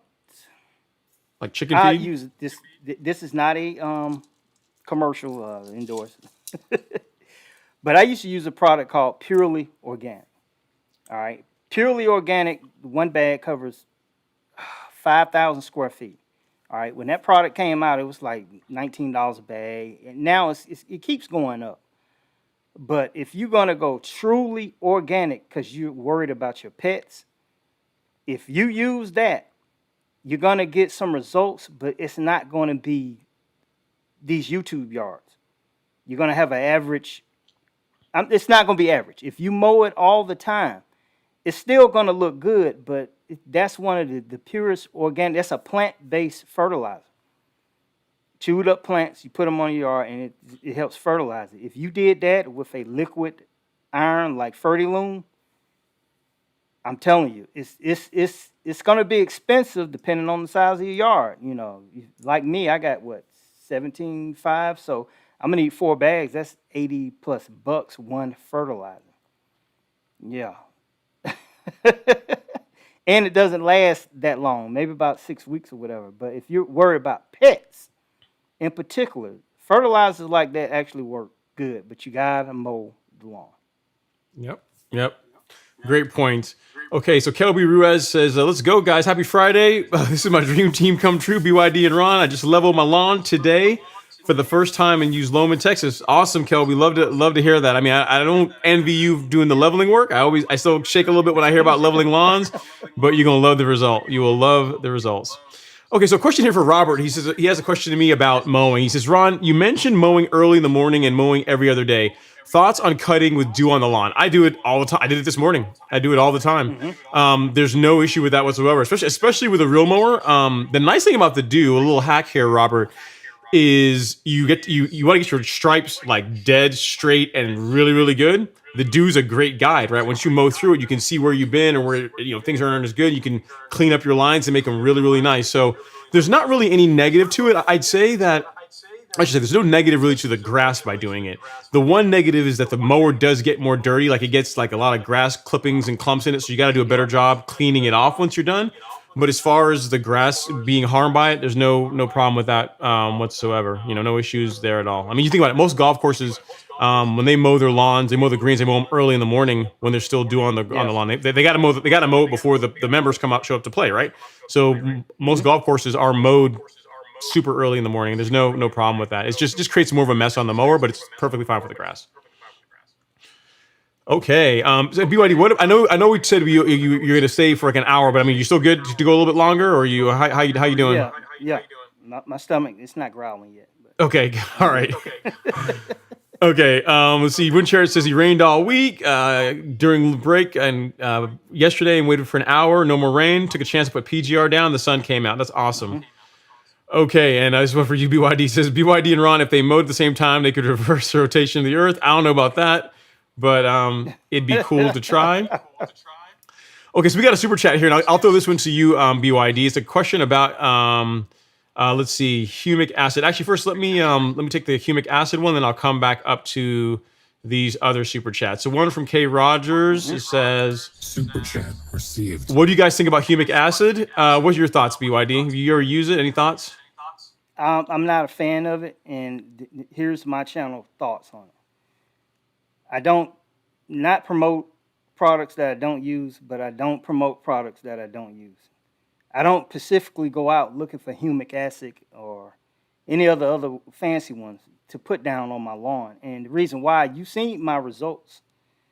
I'm getting it with the basic stuff at the store. Now, having said that, humic acid is the only time I use humic acid when it was in I can't think of something farm, Urban Farm. Urban Farm had humic acid, all those other stuff, and just like I told you earlier, it had guano in it. And if you don't know what that is, that's bat droppings from base Ventura. Yeah, exactly. That's the only other time that I actually used it, and that was to try to help my yard recover from that ryegrass damage that I had. But it's not the one-all, save-all of lawns. You're not going to go out and get humic acid, put it on your yard, and next week you got the best-looking yard it is. It's an additive. It helps. But is it something that I would just tell people to go out and buy? Right now, I would have to say no because I don't use it. Yep. That's fair. And as far as me, K. Rogers, I mean, I am a fan of humic acid. I'm a fan of biostimulants in general, but I don't go out and buy like pretty much every product that I use that has humic acid in it. It's an additive on top of something else. So, like, good example, like the fertilizer I like to use, right? That Lebanon turf, that Humic Max, right? It is a 1608. It's a really high quality nitrogen, really high quality potassium, and it also happens to have like 9%, 8.9% humic acid in it, right? So I'm getting the humic acid as like an adder on top of what I'm already doing. So, but as far as, I don't think I have a single product, or I've never actually applied like humic acid by itself to my lawn. It's always in along with something else, if that makes sense. But I'm a fan of it. I mean, kind of like what BYD said, it's not something you're going to apply to your lawn. It's going to cause it to turn super green right away. But as far as something that's going to help feed the soil biology, just help run the engine of the soil that helps make nutrients available to the grass, there's some benefits to it. I mean, it's not going to hurt anything, but I would not call it a silver bullet that if your grass looks terrible and you apply humic acid on it, that within a week or two or even a month, your grass is going to look amazing. If your grass looks good, you're already doing a lot of the right things. You're mowing a lot, you're fertilizing properly, you're watering properly, you got a good weed control program. Yes, adding humic acid and other biostimulants can give you that X factor that makes your grass pop a little bit more, makes your turf a little bit healthier than if you had not done it. A good example, like during, here's an example, guys, of what like carbon products and biostimulants and humic acid and those types of products can do to your soil. So today, whenever I had my sprinkler head taken out, right, I had like 5 of them replaced. he pulled out a big soil profile. I'll talk you guys through this. I'll show you what this actually looks like. This is a profile of my soil that was pulled out. That picture is like literally a couple hours old. And if you look there, look at the bottom of it. The bottom, it's flipped upside down. So the bottom is the grass, and then it goes deeper and deeper. So the one thing you're seeing here is you've got roots that are like 8-9 inches long, so really, really deep roots. And you see how thick all that organic material is, like how dark that is. That's all the Carbon Pro G, the Essential G, the all those biostimulants and top dressing that I've been applying to the lawn many times over the years, and you can see how good the grass responded to it. Right, I got really deep roots and the grass looks great, but that's not a 1 week thing. That's years of work. Right? So yes, over a course of a long period of time, it can make a really big difference in your lawn, but it's a process. Great question. Okay, so we got some other super chats here. A Boogie 357 says, "What hybrid can I overseed with for a 95% common Bermuda to make the grass thicker and choke out more winter weeds?" Okay, so I would not overseed your common Bermuda with a hybrid. First of all, most hybrids you have to sod them. You can't really seed them. But as far as choking out winter weeds, you just really pick up your mowing frequency. And the thing you're dealing with, a Boogie, winter weeds like POA, you take care of that with pre-emergent, right? So like if you think about it, when in the wintertime, like in Georgia anyway, Bermuda's dormant. It's like checked out for the winter, it's relaxing, it's not doing anything while over the winter months. So your only defense against winter weeds like POA, like certain clovers and things like that, is your pre-emergent. So in other words, I think you might be trying to solve a problem, not necessarily the best way. So I would say for winter weeds, let's focus on getting a fall pre-emergent down. And then when spring rolls around, your Bermuda's waking up, just mow it a lot, mow it, and mow it some more. When you think you mowed it enough, mow it one more time. And that's going to cause it to really thicken up, and it's going to help you defend your lawn naturally against weeds. What do you think, BYD? Just what you said. It's your mowing practice. Now, I did a video where I said it's 50% true, 50% lie. Depending on what weed it is, it's not necessarily going to get choked completely out. A healthy lawn will choke out weeds, but you're not. I mean, I've seen my yard at its best. I mean, I just went and laid on it. Kiss that grass. I mean, it's just it's lovely. You see me pet up. Oh, geez, it's perfect. Then I look to the side, and here is a weed popping out of it. Mm-hmm. You get what I'm saying? So your mowing, you gotta mow often. If you mow often and those stolons start to spread, they will start. That's where the choke part comes. It's gonna start to spread over to those spots where weeds are trying to take root. Because remember, weeds, they like fertilizer too now. You can feed the weeds also. But if you're mowing and your stolons or rhizomes are starting to spread like they're supposed to, you're going to get a lot of weeds to kind of disappear. But at the same time, I said once before, don't stare at them. Either go hand pick them, and your people say, no, don't hand pick them because you break the root. But either spot treat them or just pull that baby on out if you can and go from there. Very good. Thanks so much. That's a good point. Okay, so we got a couple more super chats here. Go hard, go hard. Super chat received. I appreciate that, sir. I think we have knocked out our super chats. Let's scroll back up here and see what other questions we've got going on. And we got April Wood saying, "Hey Ron and BYD, crush thy neighbor." That's definitely a BYDism. I don't. That's his catchphrase. For sure. Hashtag crush thy neighbor. Yep, definitely. Okay, so let's see what other questions. So Brad H says, now question, how long do your aeration holes stick around after aeration? If you're asking me that question, it's just going to depend. The areas of my soil that's in the best condition, maybe about a week and a half, at most 2 weeks. The area that's completely freaking clay, I've cored those things and I've seen them last 2 freaking months. Right. The hole did not close up. And eventually it did, but it was so freaking hard, it wouldn't close up. So that's just going to depend on your soil conditions and your mowing as to how fast it's going to close up.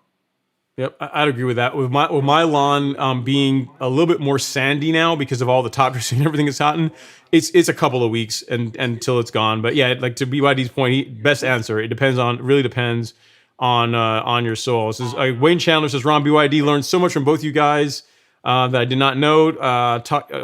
Taking care of the lawn, so really appreciate that. And let's so BYD, we got a question here about centipede.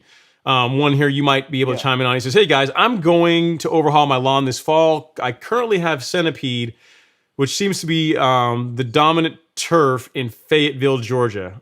Okay, to Bermuda or Zoysia. Any considerations? I don't know that I would do it. I don't know how to necessarily wait till the fall to do that. But what do you think in BYD? Anything you want to keep in mind for overhauling or getting rid of centipede? I mean, it's going to be a kill-off process. My question is, why would you want to off? And if you're saying it's dominant in Fayetteville, I'm assuming you're in the HOA subdivision. If you are in the HOA subdivision, are they going to let you murder your centipede? Which I'm fine with killing it. Or are they going to let you murder that grass and let you switch over to Bermuda or what you got? Is that Zoysia? Yeah, if he wants to do Bermuda or Zoysia. Yeah. Yeah, but as far as I couldn't give you a perfect time because listen, I talked to the people at Superside. When is the best time to buy sod? Most people buy it during the springtime, but actually the guy told me the best time to buy it is in the fall because it's cheap, okay, and it'll give the roots a little bit just a taste more time to root. But for us killing off that centipede, that's gonna be tricky, man. Yep. I just don't see you spraying something on it, killing off, and then I come back, put sod down, and you not have some type of centipede residue somewhere around there. It's not like Bermuda where it'll try to just outrun the yard, but here's the honest answer. Google that video and see if anybody else has done it and get direct visual proof of that working, because I'm not going to say, centipede, this and that, and it don't turn out how you want it to. Right. That's good advice. I will say that centipede is a little bit more tends to be more of a sensitive grass than like Bermuda or Zoysia. So even after if you decide to go forward with this in the fall, let's say your association allows you to do that, right? And you decide to go forward with it. There are herbicides that are safe for Bermuda and Zoysia that centipede will absolutely not like at all. So it's something else to consider. But I mean, to BYD's point, given the amount of money you're about to spend to do this, I would do some research to see like what's the best steps to take to get the best results. All right. Yeah. So we got King Khan all the way from NC in the house, and then you get a thank you here from Wind Chariot. BYD says thanks BYD to come spend some time with us. Yours was one of the first lawn channels I started to watch. All right. Yeah, always awesome. Okay, let's see what else we got here. Stick trimmer versus string trimmer is like real mower versus rotary. Yeah, I'd say yeah. I mean, stick edging is just easier to get a consistent result with. I think. Exactly. Yeah.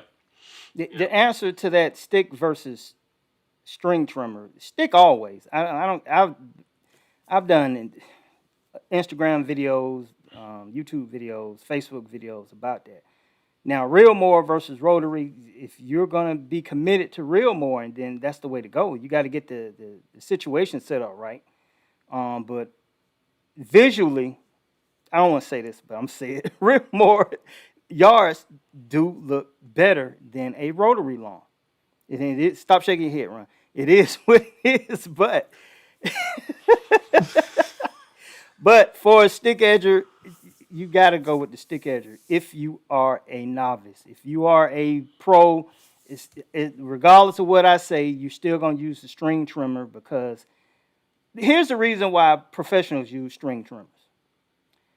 It's faster. If you're on the other side of the property, you don't have to come back for a stick edger. It's just more efficient, but the line is not always the best. Even when I'm out there, BYD Jr. will stick edge an entire property by himself. Then I come back with the string trimmer and I do a lawn fade. If anybody know what that is, I smooth the edges out that's right there at the top of the grass, like this little loose end sticking up. kind of smooth that out. You got to have a steady hand, and that's what I use the weed eater for when I'm getting that perfect line. Then we come back with a blower and blow all that debris up out that line, and that's what I recommend. So yes, stick edger, yes. Real mower is okay. That's progress. That's progress. All right. So Evie says, hey, since I've been watching both your channels, so he's basically saying we messed up his life here. He says, since I've been watching both y'all's channels, very educational, but I went from like 4.5-inch Bermuda grass, cutting every 2 weeks, to now 1.5 inches and mowing 2 to 3 times a week. That sounds like you're doing the right thing to me, Evie. You're doing the right thing, baby. Yeah, that's I recommend that. Listen, there's a lot of guys who cut 4, 5, 6 inches, and this may change the subject, but that's because they don't really know the true nature of the Bermuda grass. I did a video where I talked about Bermuda grass history, and I don't want to go into that. You can find it on Bermuda Grass Central. Look it up. But that 4 or 5 inches, it shouldn't be that height. When you start mowing at a lower, like 1.5, I'm assuming you got a slightly bumpy lawn or whatever. That's why you got it at 1.5. Because if mine was flat, I would mow it to the white meat if I could possibly do it. But yeah, that's one of the things I just want to say. It's when you start doing it the right way, you realize you got to put the work in.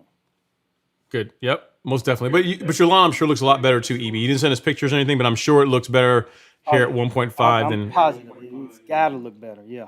Definitely. And we also got Brett's grass papades in the house tonight. Thanks for hanging out with us, Brett.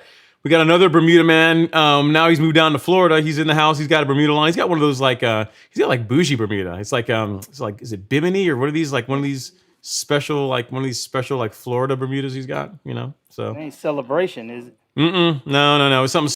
B Gaines, I'm glad those guys took care of you. And let's see. Okay, so this is a good one for you, BYD. Anthony Long has a question about brown spots. He says, how to avoid brown spots from a rotary mower? Is it time to raise the mower deck? Okay, let me tell you how it starts. When you start mowing at the beginning of the season, let's say late winter, you can mow it as low as you want to. You're not gonna get rotary marks because the grass is dormant. When you start getting greenness in it, that's when you got to pick a height. Now mine, that Greenworks I got is at 1.6, and that's not high enough. I had to actually bump it up to the number 3 setting on it. I think that's a little bit over 2 inches to avoid I'm not gonna say you're gonna avoid them all. You're still gonna have some swirl marks or brown marks if you have a bumpy lawn. But generally, I tell people this: if you have that, cut your grass. Soon as you get through cutting it, hydrate it. If you got fertilizer in it and you're hydrating in it, by you cutting it, it's going to stimulate that grass to start trying to fix those light brown or dark brown areas as fast as it can during the growing season. Now, you start doing this during the fall, early part of fall, it may not recover as fast because it's getting ready to go dormant once you lose them 8 hours of sunlight. But yeah, you got to come up on the cutting height. Don't go all the way to the tip top. Just kind of do sections. Like I said, I start off at the back and just kind of see what sections look good. I did a video on that, Ron, where I cut it at 2 inches, and the highest that BYD goes on his personal lawn is 3 inches. And that's doing a total drought where I just can't touch it. I'll let it get to 3 inches, or I skim over it just to kind of catch the Bermuda grass seed heads or to neaten it up. But my 2-inch cut right now is better than my 1.6-inch cut. I got you. Yeah, I had to come up on the cutting height. You got to figure out what the grass likes too, based on your mowing frequency, Yeah, what it likes. you got to figure it out. Because at different times of the season, that grass is not going to grow the same as it does. If you can understand that, you might get growth spurts. Well, I did one year where it was green from the bottom to the top. 2 inches grass from the bottom to, I almost peed on myself. But that only lasted a couple of weeks. You get what I'm saying? Right. Then the season started to change, so I just want to make sure I keep the top growth as green as possible. But the best way to do it, Anthony Long, you got to mow the lawn. Please don't listen to this and you're only mowing once a week. You got to mow that lawn twice a week.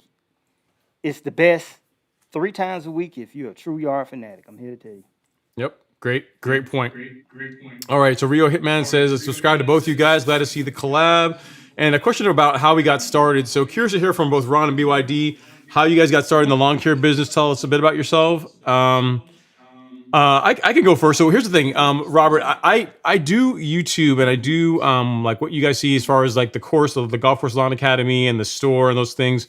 All in support of the YouTube channel. Like my actual day job is in information security. So I'm actually like a tech guy. That's what I actually do for work for a living, right? And then YouTube is now turning into something that people are getting a lot of value out of. So I'm really enjoying that too.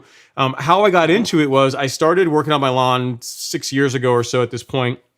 And I just started documenting it on YouTube because I wanted to see how the lawn changed. I want to say, okay, I want to see like a month or 6 months from now, how like, all the stuff I'm doing to it, how did it change? And then people started watching the content and I started getting a little more serious about it, and it's just grown. I mean, I definitely didn't set out to it for it to turn into what it is now, but I really enjoy it because I get to meet a lot of really cool people, get to hang out with people like BYD and Alan and Brett and Princess, all those guys. So it's always cool to hang out with them and meet really cool people and just help people get their lawns better. It's all about helping people get like the best possible grass that they can. And what about you, BYD? I know you've been doing this professionally like way longer than I have. So how did you get into it? Now I got into it. I was 10 years old. I was walking down the street. A lady asked me would I cut her grass for $10. That was 40 years ago. So $10 back then is like $100, man. So I went ahead and cut her yard. Went home, told my grandmother. She was like, fine. My parents moved into their first home, and I started cutting just, neighborhood yards or this and that around 18. So I actually got away from it for a second. Then I kind of came back to it when I got my own home. Now, at the same time, I had been cutting yards consistently then. 5 yards, 6, 8, 10, 12. Then it turned to 30, 40, 50. Now it's going the other way. It's going back down now because the YouTube thing is kind of turning to it. Initially, I started my channel. It was another YouTuber by the name of Third's Eye View.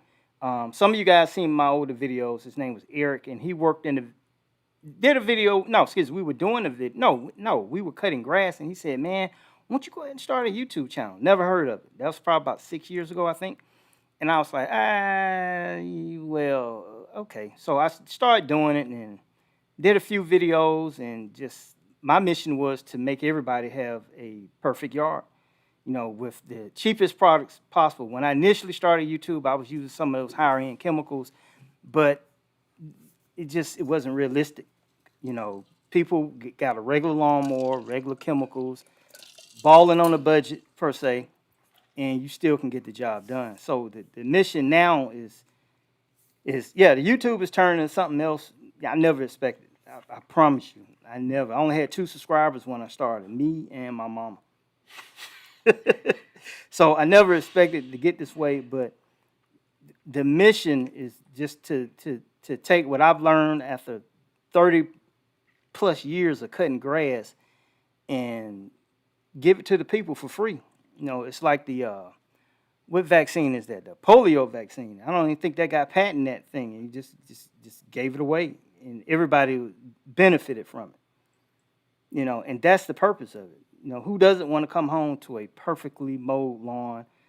The stress is relieved. It's just, oh God, Ron, you pull up to your house, you love it. Mm-hmm. You love it when you pull up green grass, and neighbors are just like, oh, I wish he would move. But that makes everybody start taking care of their lawn. And that's the mission. That's kind of how I got started doing it. I just turned it kind of over to the YouTube thing. And I don't mow as much. I do more consultations than anything. But even with that, my book is booked up. And I'll go ahead and say this. I told Ron this earlier. I was in an accident last week, so my video production is going to slow up tremendously for a minute because I got back issues. But that's what started the pie, and now everybody's eating. Nice, very cool. Good stuff, man. Yeah, and so let's see what other questions we have. So hopefully that gives you a good answer, Robert, as far as our story, where we came from, what we're doing, all that. Gretz Rascopade saying Rio, right? Two legends in the house tonight, and then BYD. Cheers, everyone! I put out 100 pounds of fertilizer and 90 pounds of Bandit today. You must have a really big property.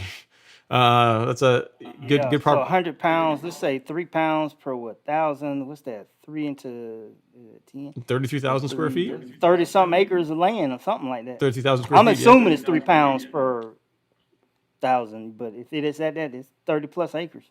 Or 1,000 square feet. Yeah, but big, a lot. Yeah. Okay, so CR has a question about lawn fungus. He says, "What can you do for fungus?" I'm here in Atlanta where we're getting a lot of rain. So this time of year, this is the time of year when as far as if you want to put down a preventative fungicide, I like the products from Syngenta. I mean, we'll see what BYD's thoughts are, but I'm a huge fan of the Syngenta products. You can either go with like Heritage, which is azoxystrobin, it's only one active ingredient.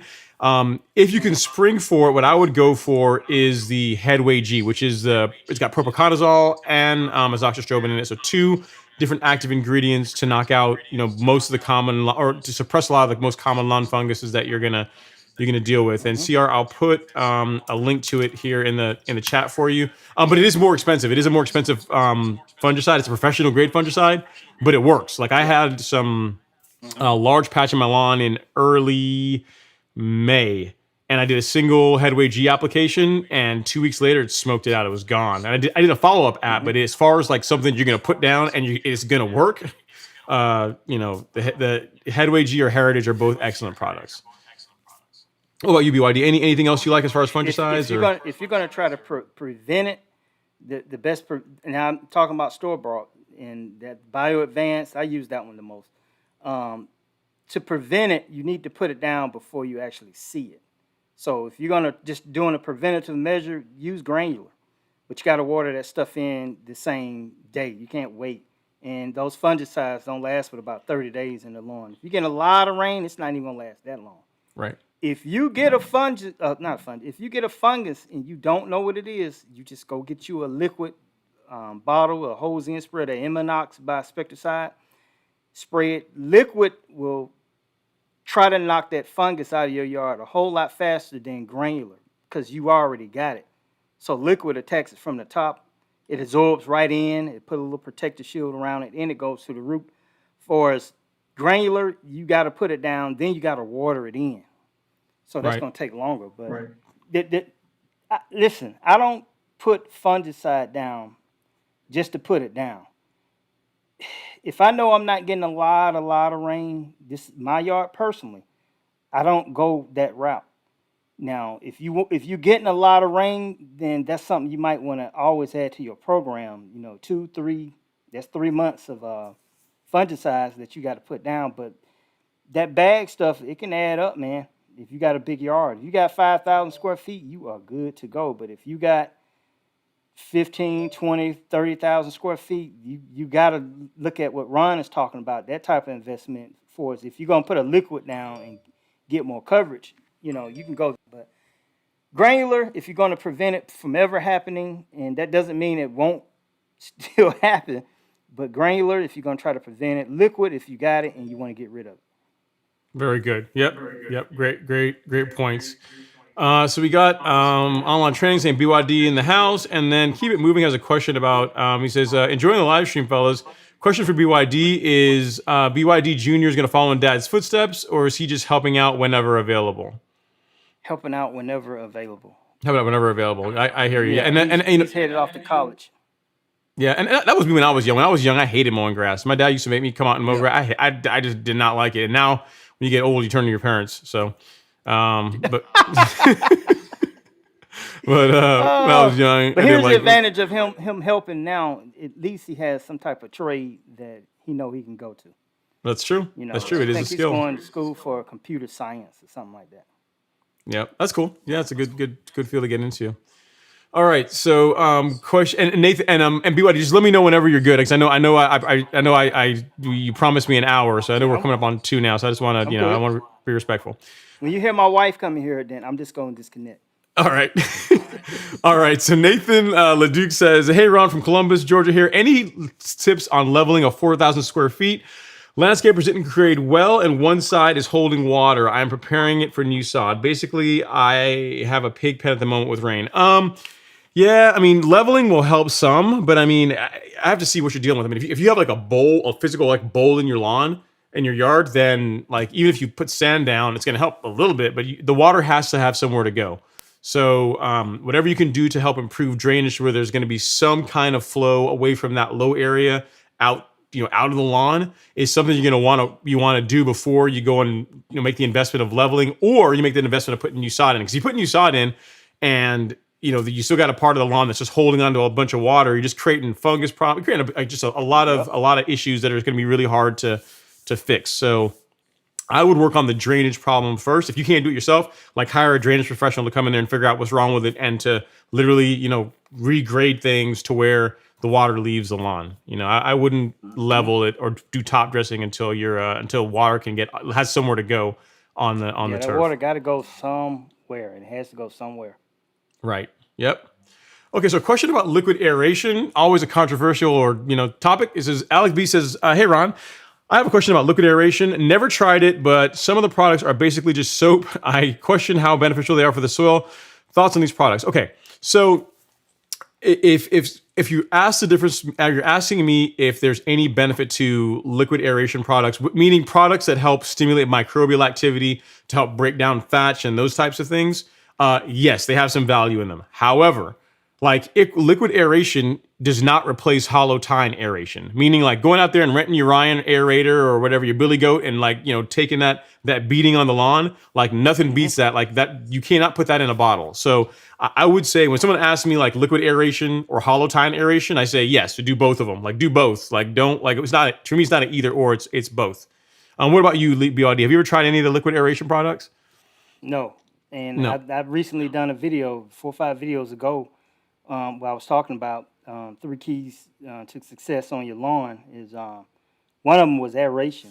And I've said in that video, and I'll say it again to anybody's face, liquid aeration does not substitute core aeration. No, It just I agree. doesn't. I agree. If it was that remarkable, you would see long golf courses. Golf courses do will be all doing the it. time. You're right. Golf courses are doing it. Yeah. And they don't do that. They core plug like crazy. So it's the only way you can truly get that. I'm not gonna say the only way, but it's one of the ways to get that water down into that soil on another level. Now, does it help? I don't know, because I hadn't used it. I'm still old school. So you may see a video next year where I actually try that stuff out. But I actually compared it to the I know you guys say Hydrotain, the Let's Go Moisture Manager, where it gets in there and it just attracts moisture to the roots of the plant. So just theoretically, I mean, think about it. There's a product that you could put on your yard and it's just going to open up the soil for everything to get down in there, and it's going to be the best thing. It's just another product that you could try. I put it to you like that you can try and see if it benefits you. You can't look at all these videos and just assume that stuff is going to work the same way for you. Some people compare it to snake oil. Some people said they live by it. But it's almost like when I ask somebody about a battery lawnmower, and they say, oh, no, I'm going to stay with gas. Have you tried battery? No, then you can't say you wouldn't. So it's the same way with me. I can't say that it's a bad product because I never actually tried it. But I don't see the true science in it. I know it's everybody's selling everything, So try it, see if it works. Do I recommend it? I'm not going to recommend it because I don't use it. Right. Yep. Fair enough. That's a fair answer. Quick question here from Mazama Blue. He says, Ron, I sprayed Release Zero and Turfplex, 3 ounces and 1,000. Yep, those rates look good. Not watering it in. Next time, can I use some Turf Mark Blue to make sure I got my line straight, or does it lower uptake? No, you can use marker dye if you want. No problem at all. You can. I don't do it, but you can absolutely do that if you want to. No problem at all. No problem with that at all. Okay, so we see here, Willie Lane says, hey, love you guys both. And Kurt, you get some love from Kurt BYD. He says, BYD's the man, my favorite YouTuber. He helped me transfer my lawn with all his advice. Thank you, BYD. No problem, Kurt. Yep. Very, very, very good. All right, and then Clarissa, I think your discussion earlier on pre-emergent helped Clarissa out. BYD says that was my mistake. She said only putting down pre-emergent once in a year. You got to do it twice to really get the best coverage. Yeah, they try to catch it. Yep. Let me Very. let me say this real quick too. Yeah. For No, all the please. people that are in this live stream or this chat, if you hadn't subscribed to either of these channels, Ron Henry or Bermuda Grass Central, that's the first thing you should be doing right now. Clicking that subscription button, hitting that like button. That live stream link, you need to go ahead and click it and put it in your social media right now. Because if you wanted this collabo and we made it happen and we want to keep making it happen, but to grow our channels, you got to help us grow them. Don't put no pre-emergent on us. Help us grow. But you got to hit that like button right now. There should not be, how many people you got in this chat? Like There's 205 in here right now. Yeah. 205 people. That should be, I can't see the like buttons because of how we set up. But that should be way more likes than what it is. I mean, people are coming in and out. I understand that. But if you are watching this channel right now, hit the like button, subscribe to both of our channels, and share this in your social media. I just had to get it out. I appreciate it. Can't appreciate it. That's a good one. Definitely, you definitely got it right, sir. All right, so Chaz Bishop says, Ron and BYD, I know you guys enjoy your lawn and all the work you put into it. Me too. But do you ever get burned out? And what do you do to bounce back? Do I ever get burned out? No, not really. You know why? Because I enjoy the chase. I enjoy the fact that I enjoy the fact that no matter what I do, it's never going to be perfect. There's always going to be something to work on. Now, there's times when I'll do something in the lawn and I'll mess something up. Like there's one spot in the lawn here where I wasn't paying attention. I went a little bit heavy on my liquid fert, discolored it a little bit. Like that's irritating. But that's all. It's all part of it. It's all part of it. So, do I ever get burned out? No, not really. I mean, sometimes whenever like you put a lot of work into a video and you don't get that many views or whatever, that can be discouraging at times. But you just got to keep plugging. You got to keep going because it's whereas a video that I put out that may or may not get a bunch of views when I first do it, or something I try may not work right away. Kind of like biostimulants. When you first put them on your lawn, you don't see the benefits right away. Like you kind of say it might help the lawn after a while, but if you do it long enough, you can get soil that looks like that. You can get those kind of benefits. You get those kind of benefits. So you just have to enjoy it, and just know that if you keep grinding, it's going to get better, and that it's worth it. That you're not doing this. In other words, if you're going into your lawn and saying I'm going to reach a point where I've made it and my lawn is now where I want it to be, and that's it, I'm done. You're setting yourself up for failure because it's never going to happen. Yeah, it's never going to happen. What about you, BYD? You ever get frustrated, or what? Like how do you stay motivated to keep going?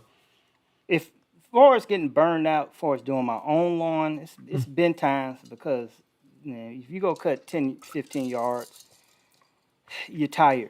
And a lot of people don't know, but I do work at the post office, and I got to manage life. I got a wife. I got 3 kids. Everybody got to get their family time in. So there are some points where I do get slightly burned out. Then there are some times when I go into beast mode, and I'll do 3 or 4 videos that week. You've seen that in the past where dude then dropped 3 videos this week because I was in a beast mode. But I still love it now. Don't get me wrong, I still love it. But sometimes I just get physically worn out, and the way I bounce back is I kind of take a couple of days off, fall off of social media for a day or two. No Instagram, no Facebook, no YouTube. Watch some movies with the family. Go out to eat, stuff like that. And I take YouTube and lawns completely off my mind. But then I come back to it because if you're doing this, you got to have a passion for it. Me and Ron Henry are not doing this because we just want to be on YouTube. This guy is so passionate about his Bermuda lawn with the real mowing until it's ridiculous. That's how you know you're getting the best information. I'm so ridiculously compulsive with mine, and I've been doing it for over 30 years. Yep. I'm always trying to find something that's going to make it easier or better for the average homeowner. And I really advocate for the women that are in this chat because you guys, like I said, if it weren't for women, me and Ron wouldn't be here, right? As far as So viewership, women make the difference. when they make the difference. But as far as getting burnt out, like I said, there are some times where I kind of fall off because I got a lot of responsibilities. I can't just totally dedicate it to YouTube. Even when it comes to answering the questions, sometimes I wait 3 or 4 days before I start responding back to questions. Then there have been times where I've been answering questions while I'm in this live stream on my phone. I don't know if you see me keep doing like this, but I'm answering questions as they come up. But yeah, it's one of those things. Now, if you're gonna mow your yard every 3 days a week, there's a possibility you may get burnt out too, especially when you're not getting the results that you want to get. But it's a process. You got to trust the process. I think Rob on Turf Therapy says that. Trust the process, and you'll get there. Yep, absolutely. Absolutely. All right, so Cars, Motorcycles, and Exotics says, hey, Ron, I always look forward to the Friday show. My question is, I put down Caravan G 6 weeks ago. I'm wondering if it was a tad early. Would it hurt anything to put down another bag of it now? I wouldn't do Caravan again. Cars, Motorcycles, and Exotics, that's the insecticide and fungicide. I would just do just a fungicide. So if you already put down Caravan G, I would do like Headway G now. I wouldn't double up on the insecticide. I would do like Headway or Heritage. And if you're looking for a link for that, I'll drop that in the chat for you. So a question here for you, BYD, about next products. I got some other questions here, but I want to get you this one because someone asked here. Michael R says, BYD, have you ever applied next products on your lawn? I never applied Next products to my lawn. For the last 3 seasons, you've only seen me basically use the Sunnyland products.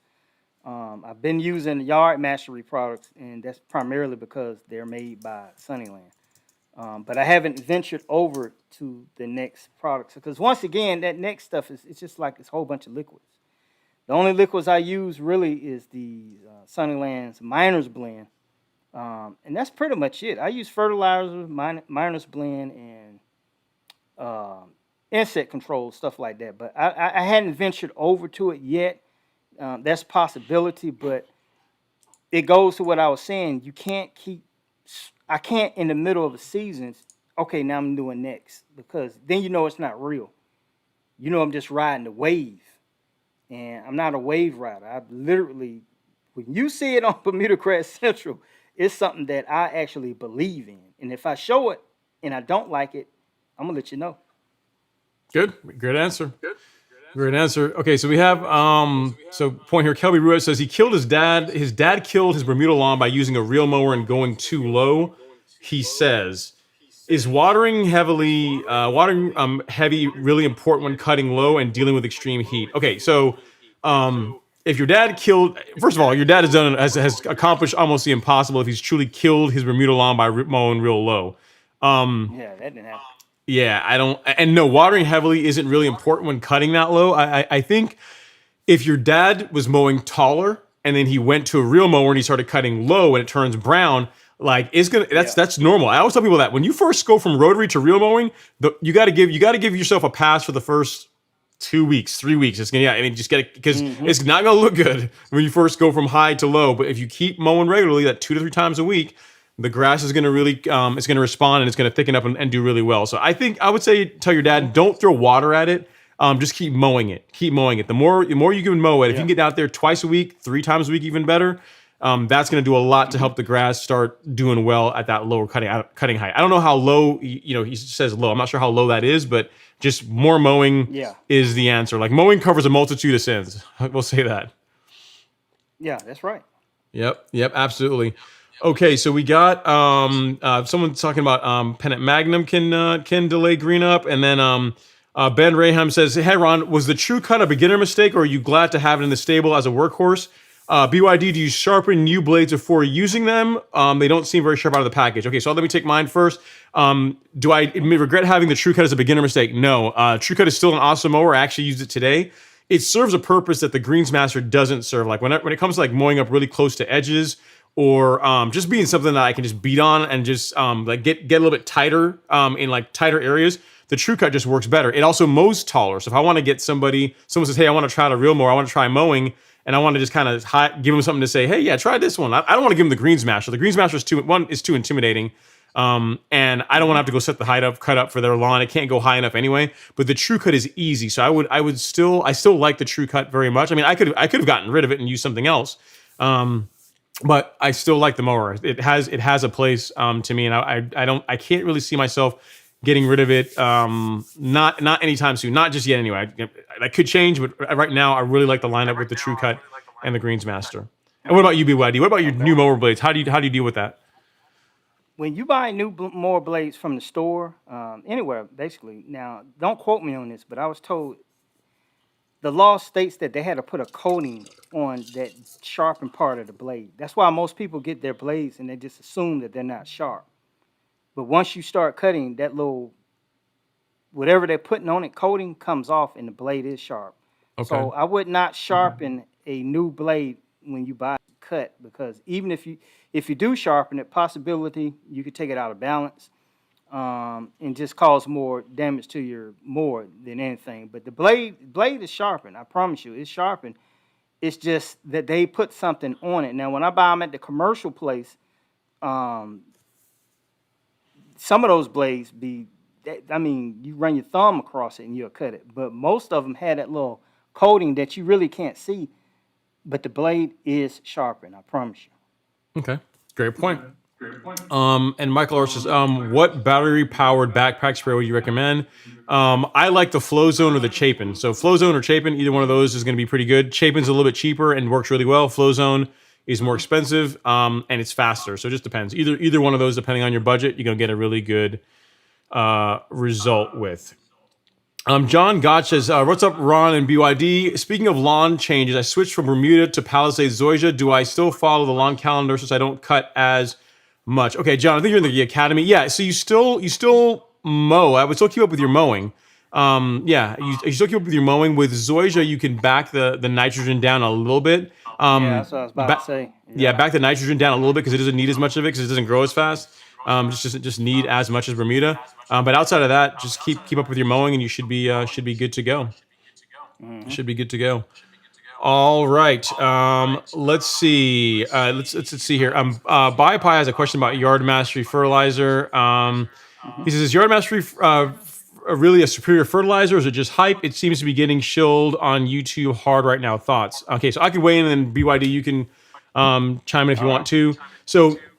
Is it a superior fertilizer? I mean, it's a good fertilizer. It's a very quality fertilizer. Like Sunnyland makes really good products. So is it just hype? No, I would say no. I think it is a quality fertilizer, and I wouldn't use the word as say it's being shilled on YouTube really hard. I mean, I think that Yard Mastery does have an affiliate program, so there is some benefit to YouTubers to that use it and get good results with it, that they can earn a small commission on it. But like a good example, here's the thing: I have some Yard Mastery fertilizers on my site, right, on the golf course lawn store. I have their triple 12. Like, guys, as far as like me shilling or me like selling out for a product to make a commission, that never happened. One, really, because I don't really need to do that. And then second, like if you guys think about like my channel over the past year, prior to this year, like half the stuff that I use on my lawn was stuff that I knew for me anyway, was a very good quality products, but it was really hard for you to get. You couldn't buy them. Like I couldn't make any money on any of the stuff I was talking about last year, like Carbon Pro G. Like even now, there's still I don't make a dime on that when you guys go out and buy it up all of the site once, not at all. But I still recommend it because it's a good product, right? And the reason why I recommend the Yard Mastery like the triple 12, is because it's rare to find a balanced fertilizer that also has a micronutrient package in it. So it's just a quality for it. It fits a really good need, and also I'm going to promote it because it's put out by a company that truly supports the DIY community, right? So that's also another reason why if I got a choice between that or some other product, that one's going to get is going to get the nod to me. So I mean, is it hype? No. Is it a quality fertilizer? Absolutely. And I recommend it. Like if you see me recommend something, it's because I believe in it, because it's a good product. So, BYD, what do you think? Well, as far as that answer, Yard Master responds to my yard for the whole season, all right? So there will be certain videos that I'll push hard on it, but the difference is I switched to Yard Mastery because it's made by Sunnyland. I've been using Sunnyland for the last 2 seasons. Now I had a guy, and he may be in your chat, and I hope he doesn't get offended, but I blocked him for the channel because he accused me of selling out to the cause of per se. But it wasn't a sellout. It was a product that I had already been using. The advantage over Sunnyland over others is not Sunnyland, Yard Mastery is that it's spiked with that BioNite, which is a biosolid. I like 10% of it. So you got microbes and all that good stuff juicing through it. Now it's not the same as you putting down a 2,500 square foot bag of beloganite. Totally different, but it's one of the first fertilizers that I saw that kind of combine both of them. And you're getting a high quality fert along with it. One of the other difference, and I will tell people this, that stuff is 75% of it's quick release. So you're going to get a boost when you water it in. Now, one of the things different from it, you're going to have to probably apply it a little bit more. With my Bermuda lawn, I'm not worried about it because Bermuda loves to be fed. You know, I tell anybody you got bare spots in your yard, high nitrogen program will probably work for you, but get a soil test. Don't take the recommendation. Get a soil test. But yeah, it's not hype. I've done a couple of videos. You saw the results. You know, it's not Photoshopped. That's the yard. You get what I'm saying? So no, it's not hype. It's a great product. I'll probably keep using it. I still love Sunnyland, just in case anybody's saying, "Oh, you don't use." No, I got other personal yards that I use Sunnyland on because that product it's actually was the most affordable product that I ever used. The Sunnyland itself, not the Yard Mastery. Yard Mastery, I think it's what, like $55 a bag or something like that. Covers 15K. One big difference is it's only a 45-pound bag instead of the 50 pounds. So I did a video in the past where I told fertilizer companies, you're going to have to make these fertilizer bags lighter because people are getting older and they're not going to be able to lift 50-pound, 40-pound bags, take them home. So I see that trend going that way, but it's not a fluke. It's a high-quality fertilizer. They put the research in it, behind it. Believe me, it would not be on my channel if it was not the real deal. Like I said, if it's there, I believe in it and I use it. Just like Ron. There's been plenty of products that Greenworks. You see me talk about Greenworks all the time. I don't get paid for not one lawnmower. It is what it is. But some of this is you building relationships with companies that you believe in. All right, so that's how it all starts. But what is it? I can't see that. BIPI. How you call them? BIPI. Bye-bye. BIPI. It's not hype. It's the real deal. Get some, try it out, and see if it works for you. Yep. Great stuff. Great points. All right. Tran chimes in. She says, hey, everyone. Thanks, Ron and BYD. I'm learning a lot from you guys. You're very, very welcome. Natalie. So, guys, we may have lost some of the chat questions. So what the ones that I have here are ones from like Manchester 777. Okay. And let's see what else we got here. We got, yes, we got one here from Core. It's a good one. What exactly is summer patch? What's the cure? So BYD, you want to take this one first, and then I can chime in, or do you want me to go or go first? You call it. You can go first. Okay. So summer patch is a lawn fungus core. I don't think, I'm not sure if it's actually part of the Rhizoctonia family. But as far as the cure, headway G. So you want to put a fungicide down. As far as fungicides, I'm not sure if you're still in here. I know that, yes, you are. You are still here, guys. So, guys, I apologize for this. You guys get to see the what actually happened. And then at the end, on the editor, I'll fix this on YouTube. So, all right. So core, as far as how to fix it, what you're going to want to use is a fungicide. Headway G is the one that I like to use. It's a really quality one. Not cheap, not inexpensive, but it's a good one to go with. And I'll send this to you here. So check that one out in the chat, and you'll see that there. Okay. All right. And as far as the time to get that down core now, like between June, July is the time when fungus, if you've been getting a lot of rain, is when it's more likely to be a thing. So you put it down now if you are thinking you have an issue with that potentially. Okay. Let's see. R. Reed says Zoysia versus Bermuda when using a reel mower. Both. I mean, it doesn't really matter. You can real mow both of them. So yeah, there's no issues there. No issues with that one. BYD, here's a good one for you. It's on starting a YouTube channel. Cody Phillips says, "Is it too late to start a lawn care YouTube channel? What say you?" It's never too late, but I'm gonna tell you this. Right now, it's being flooded. It's 3 million people making lawn care videos on YouTube right now. So when I started out a couple of years ago, 3 seasons ago, it wasn't as many, but it was still a lot. But you can go back before then and saw the guys who were putting out lawn care videos. They used to get 5 million views and all this and that because there was nobody else doing it. So right now, since COVID and everybody stayed at home, everybody decided to develop a hobby and now making lawn care videos. I will say this. If you are doing this, you got to have passion for it. Don't start a channel of something you don't really care about just because you want to get in on it. It doesn't work like that. You got to have a passion for it. You got to do your research.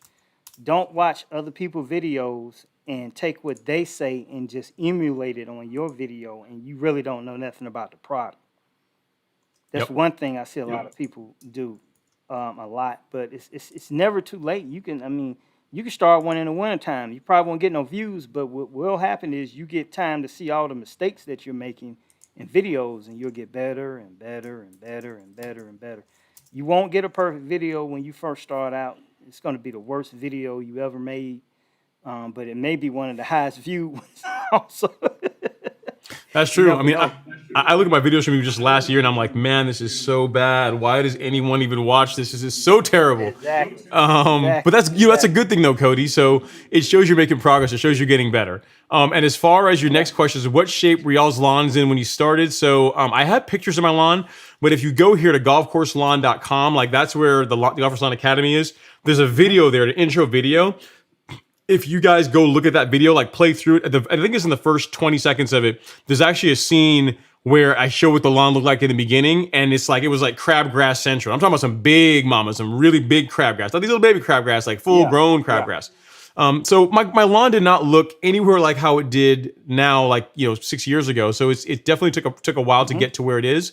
So just start where you are, and just go at it. But you have to, BYD's point, you have to have a passion for lawn care. You have to love it, and you have to be okay with making content for a while that nobody's really going to watch until you start getting, getting better. And I would say if you want to fast track your progress, always put the viewer first. Always make content that helps people out. Like I heard something one time and it makes a lot of sense. If you make videos for yourself, if you go out to make a YouTube video, if it's about lawn care or whatever, you decide to make videos for yourself, you deserve to have one viewer, and that's you. Because you made it for yourself. That's you. You know what I mean? But if you want to make it for other people, you need to think about what's problem are people having in their lawn, and what can I do to help solve that? So if you take that mindset, you're gonna do all right. You're gonna do all right. All right, and we got a super chat here from Josh, from JC chiming in. Super chat Says, keep it coming. And of course, Josh Habib. Josh, you see, I got your cup here, man. I got the official live stream cup. Been showing it off in the chat. Thank you so much. He says, happy Friday, doctor. Sorry I'm late. Love your stuff, BYD. That's awesome. Right. Yeah. Awesome stuff. Thanks. No problem at all. He says, Matthew McFarland says, too, my favorite go-to guys.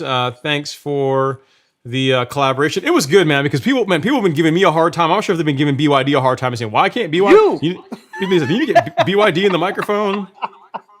Yeah. Can you hear me? Yeah, I can hear you. Yeah, I can hear you. Okay, yeah, you a hard time. Oh my God. I mean, but it's not that we didn't want to. It's just it's life, man. It's family stuff. There's a lot going on here and just jumping on the camera. Yep.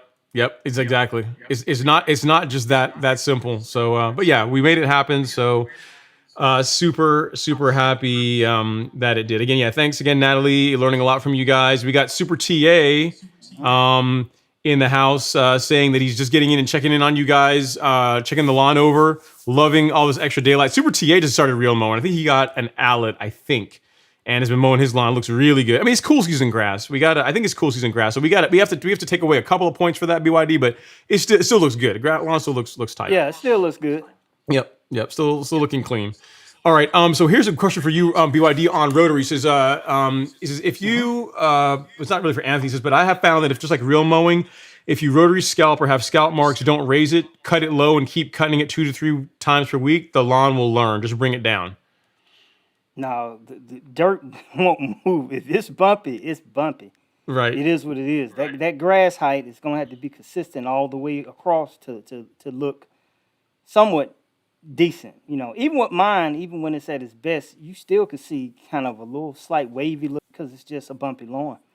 So I would not mow at, I'm making up a 0.75, and my lawn should be at, my mower should be at 1.6 or higher, because you're going to consistently get scalp marks. You may hit dirt and pull some grass out of there. It's just not a pleasant thing. Now, this is with Bermuda grass. One of the guys asked me that about fescue, and my response was, when you mowing at 4 inches, it won't look as bad, because if it's bumpy at 4 inches, it's just not going to show up because you way above the bumps. Yep. But no, Yep. me personally, I would not. Maybe in your lawn, I don't want you to get mad like I'm gonna unfollow BYD.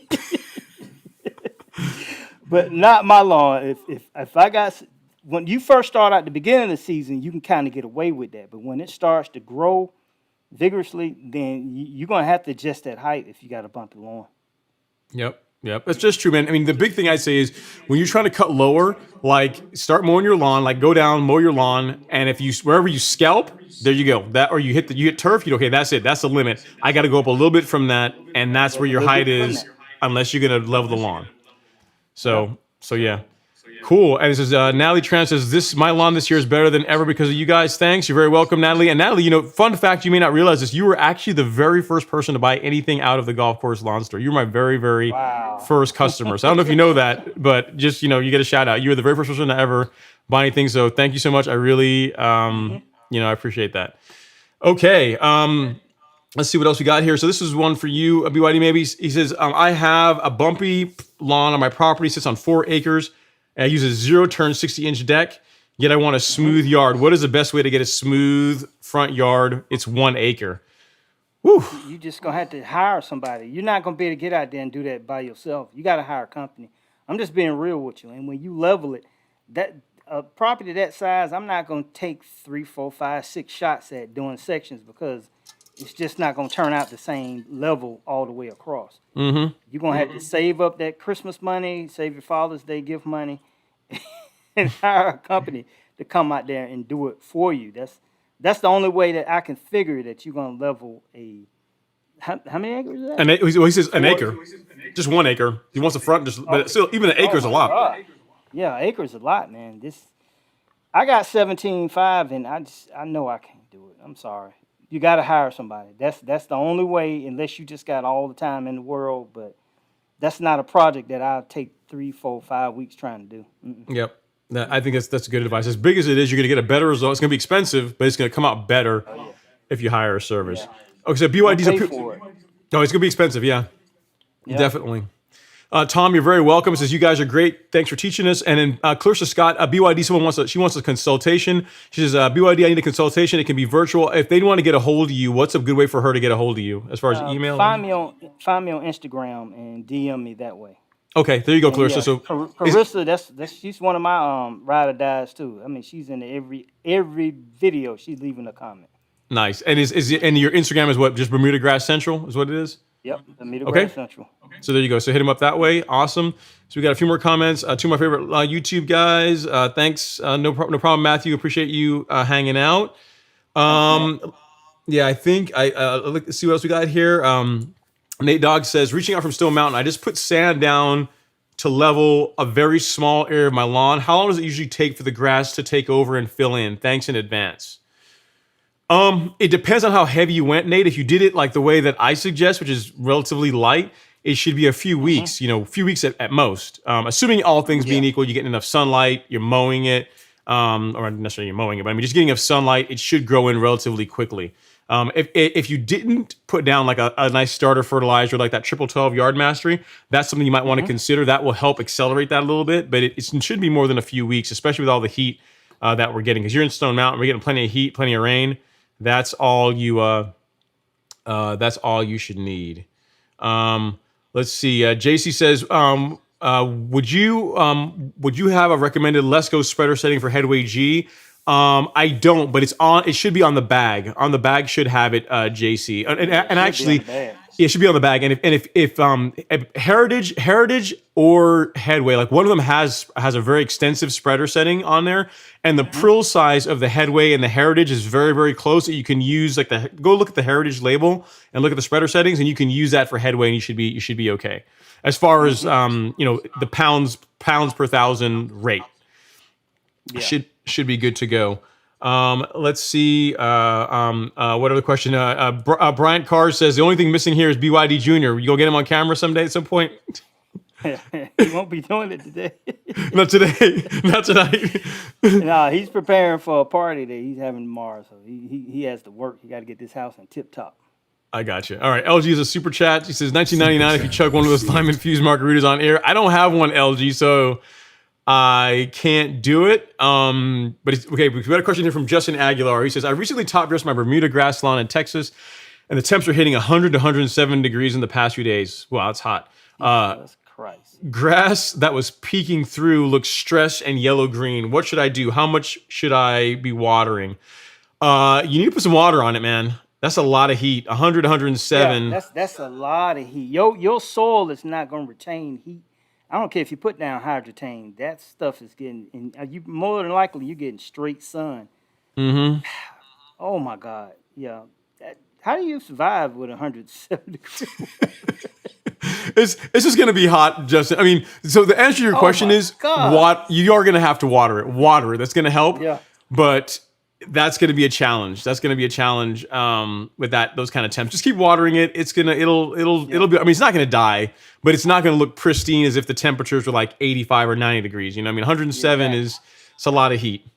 It's a lot of heat. All right, Playmate Miami says, "Is this happening? It is happening. You do have BYD and Ron on now, and make sure you guys touch that like button if you guys have not done so as yet in the live stream. Definitely do that. All right. So I got a question for you, BYD, on Bermuda grass with dead spots. It says, I have Bermuda grass and dead spots where grass will not grow. Patched up, but nothing happened in Texas. Any suggestions? You got to figure out what's causing that. I can't tell you to do this and that may not actually be the solution. So take a probe, stick it down in there. Make sure ain't no trash, rocks, or something up under there. Get that out the equation first. Mm-hmm. Find out what is the rest of the grass doing. Is it growing healthy? If so, then let's try to get some topsoil or sand in those spots and see if we can get those stolons around, run across it. These ideas are not going to be perfect for everybody. It's going to be a situation where you got to try it out to see if it works. All right, and I would like to know what's causing the dead spots before anything. Is it poor soil, compacted soil? Did the dog pee on it and you just don't realize that's what's going on? Is it herbicide burn that you use actual fertilizer on it? Not fertilizer, actual like glyphosate or something like that. And you thought it was weed kill for lawn, but it was actually weed and grass killer. While you were spot treating, what's causing the dead patches? But if you're just gonna try a fix, get you some good, nice topsoil, some sand, and I've always recommended that paver sand years ago in a video. Put it in that spot, and matter of fact, I got 2 or 3 videos about that. And hopefully, you got a lot of sun in that area too. Do you have sunlight touching those areas? Is it dead spots in shade? You get what I'm saying? Yep. And what type of Bermuda grass is it? Is it hybrid or is it something you planted? Yep. A lot of questions. Yeah, a lot of questions. Yeah, I mean, some of the dead spots could be spring dead spot. That's a fungus. Like I have some of that on my lawn. It's only now starting to fill in. Yeah. So it's hard to say without knowing exactly what. But I mean, the thing is, unless you have like what BYD was saying, like some trash in the soil or like a piece of concrete or something buried underneath the surface shallow, it should start filling in now that we're getting a lot of heat.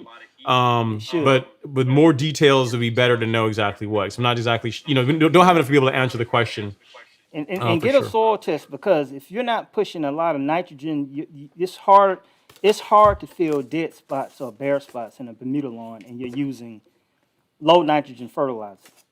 Yep, most definitely. Believe it or not, my soil test said use a 4600. That was 3 seasons ago. I did 2 videos where I did that, and I put down some Fertilume right after that. And when I tell you everything filled in, everything filled in. So maybe you just low on nitrogen and you don't realize it. There'd be a lot of reasons. Yeah, get a soil test. The one that I recommend is this one from My Soil. You can get it here at the golf course lawn store right there. Yep. And if you are going to get one, also get one of these probes because it makes it way easier to get a good sample without making a huge mess in the lawn. Just something else I would recommend. Okay, so Pete has a question about Emerald Zoysia. Says unable to invest in a good reel mower this year. No worries, Pete. Says what height? What would you use as a nice Honda rotary mower or manual Fisker's reel? What height? Transition zone Charlotte. Yes, I would still use a good Honda rotary or a manual reel. Either one of those can work well. As far as height, BYD, do you do any Zoysia lawns? Do you maintain any Zoysia lawns at all? Yeah, or- I got one Zoysia lawn, and I actually used the Fiskars reel mower a couple of seasons ago on it. And I got a Zoysia test strip in my backyard. It's not emerald green. It's the new form of emerald green. I can't think of the name of the exact Zoysia. But yeah, I got a test strip in the back, and I got one Zoysia lawn. Yep. So as far as mowing, a Honda, the rotary or the reel mower will work well. I mean, I'd say for those an inch and a half. That's probably a safe height you can do without much of a problem. Here's what I've noticed with Zoysia, it gives more than Bermuda, which means if you stand on it, you can actually turn your ankle on Zoysia. That's why ain't no Zoysia football fields. But we cut it that particular yard, I think at 2.5 inches, maybe 3, and that's because it only get cut every 2 weeks. So it's on a low nitrogen program to prevent excessive surge growth. Mm-hmm. Yeah, we don't want that. But yeah, the rotary mower works real good on it. But I will say, if you try to take it down more than what it wants to be, it takes way longer for your Zoysia to recover than your Bermuda grass. Sure, most definitely. Yep, it's mistakes on Zoysia are you get punished a lot longer for them. You get punished. You get punished when you make them on Zoysia. Please, you got to be careful with that. That's a temperamental grass. Still's nice, cuts great, but when you make a mistake, you'll pay for it. All season. Yep. So this is a good question I get fairly often. Sandy Wilson says, Ron, I've seen several YouTubers say never to overseed Bermuda. Can you explain your why? So mainly because it's a fun project, right? It's kind of like people that overseed Bermuda with ryegrass. Something that unless you're Augusta National, I'm not overseeding my Bermuda with cool season grass because I don't want to spray. I don't have to spray herbicides on it in the spring, right? The reason why I do overseed my Bermuda or why I overseed Tifway with Arden 15 is I love the color. I love the color of Arden 15. I like the fact that it goes dormant later. I like the fact that it comes out of dormancy sooner. And the two grasses match close enough that if you do a good job overseeding them, that you get a really, really pretty like grass. Looks really, really good. And it's still all Bermuda, right? So you'll see some people that are doing like ryegrass overseeds that create issues in the springtime that whenever you decide you're going to spray it out, you're going to slow down the Bermuda green up because you're spraying herbicides on it when it's transitioning. Yep. You got some people that do like a Kentucky bluegrass and Bermuda combination, which again, it can work, but now you've got like a cool season grass and a warm season grass. So as far as the fungus you got to deal with, you're dealing with two different types a lot of times. You're dealing with, as far as like herbicide selection, you got to be super careful because you got two different types of grass, like a warm season grass and a cool season grass. So the reason why I do it is because it's a fun challenge. It looks gorgeous when it's done right. And it's still all Bermuda, right? Meaning it's all going to eventually go dormant and it's all going to eventually come out of dormancy and I can still spray the same herbicides on it. So that's why I choose to do that and not some of the other overseeding blends that you see people do. But honestly, you don't have to do it. You do not have to overseed your lawn to have it look nice. You can take a Tifway 419 lawn, cut it well, fertilize it well, and it can look perfect. Overseeding is not a requirement to a good looking lawn. It's just it's something fun that I wanted to work on as a challenge and as a fun project. And that's really a lot of it. It's not like you have to do this to have a good result. So Hopefully that helps answer your question. Because you've never overseeded your lawn, right, BYD? You even done that at all? No, I did it 6 seasons ago, and I told you I got the patchy. You got the patchy. Yeah, and I had to take a Q-tip and kind of hit some of those top blades and let them die off to try to get it to disappear. Now I did overseed my lawn with a ryegrass too. Worst thing I ever did. But What was your experience with doing ryegrass overseed? oh man, listen, I've done it maybe 3 times. Twice at my old home, once at this house right here, and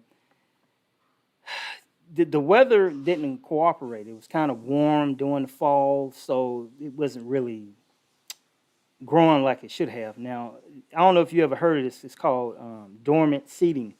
Well, even after a couple of years, that seed was still trying to germinate.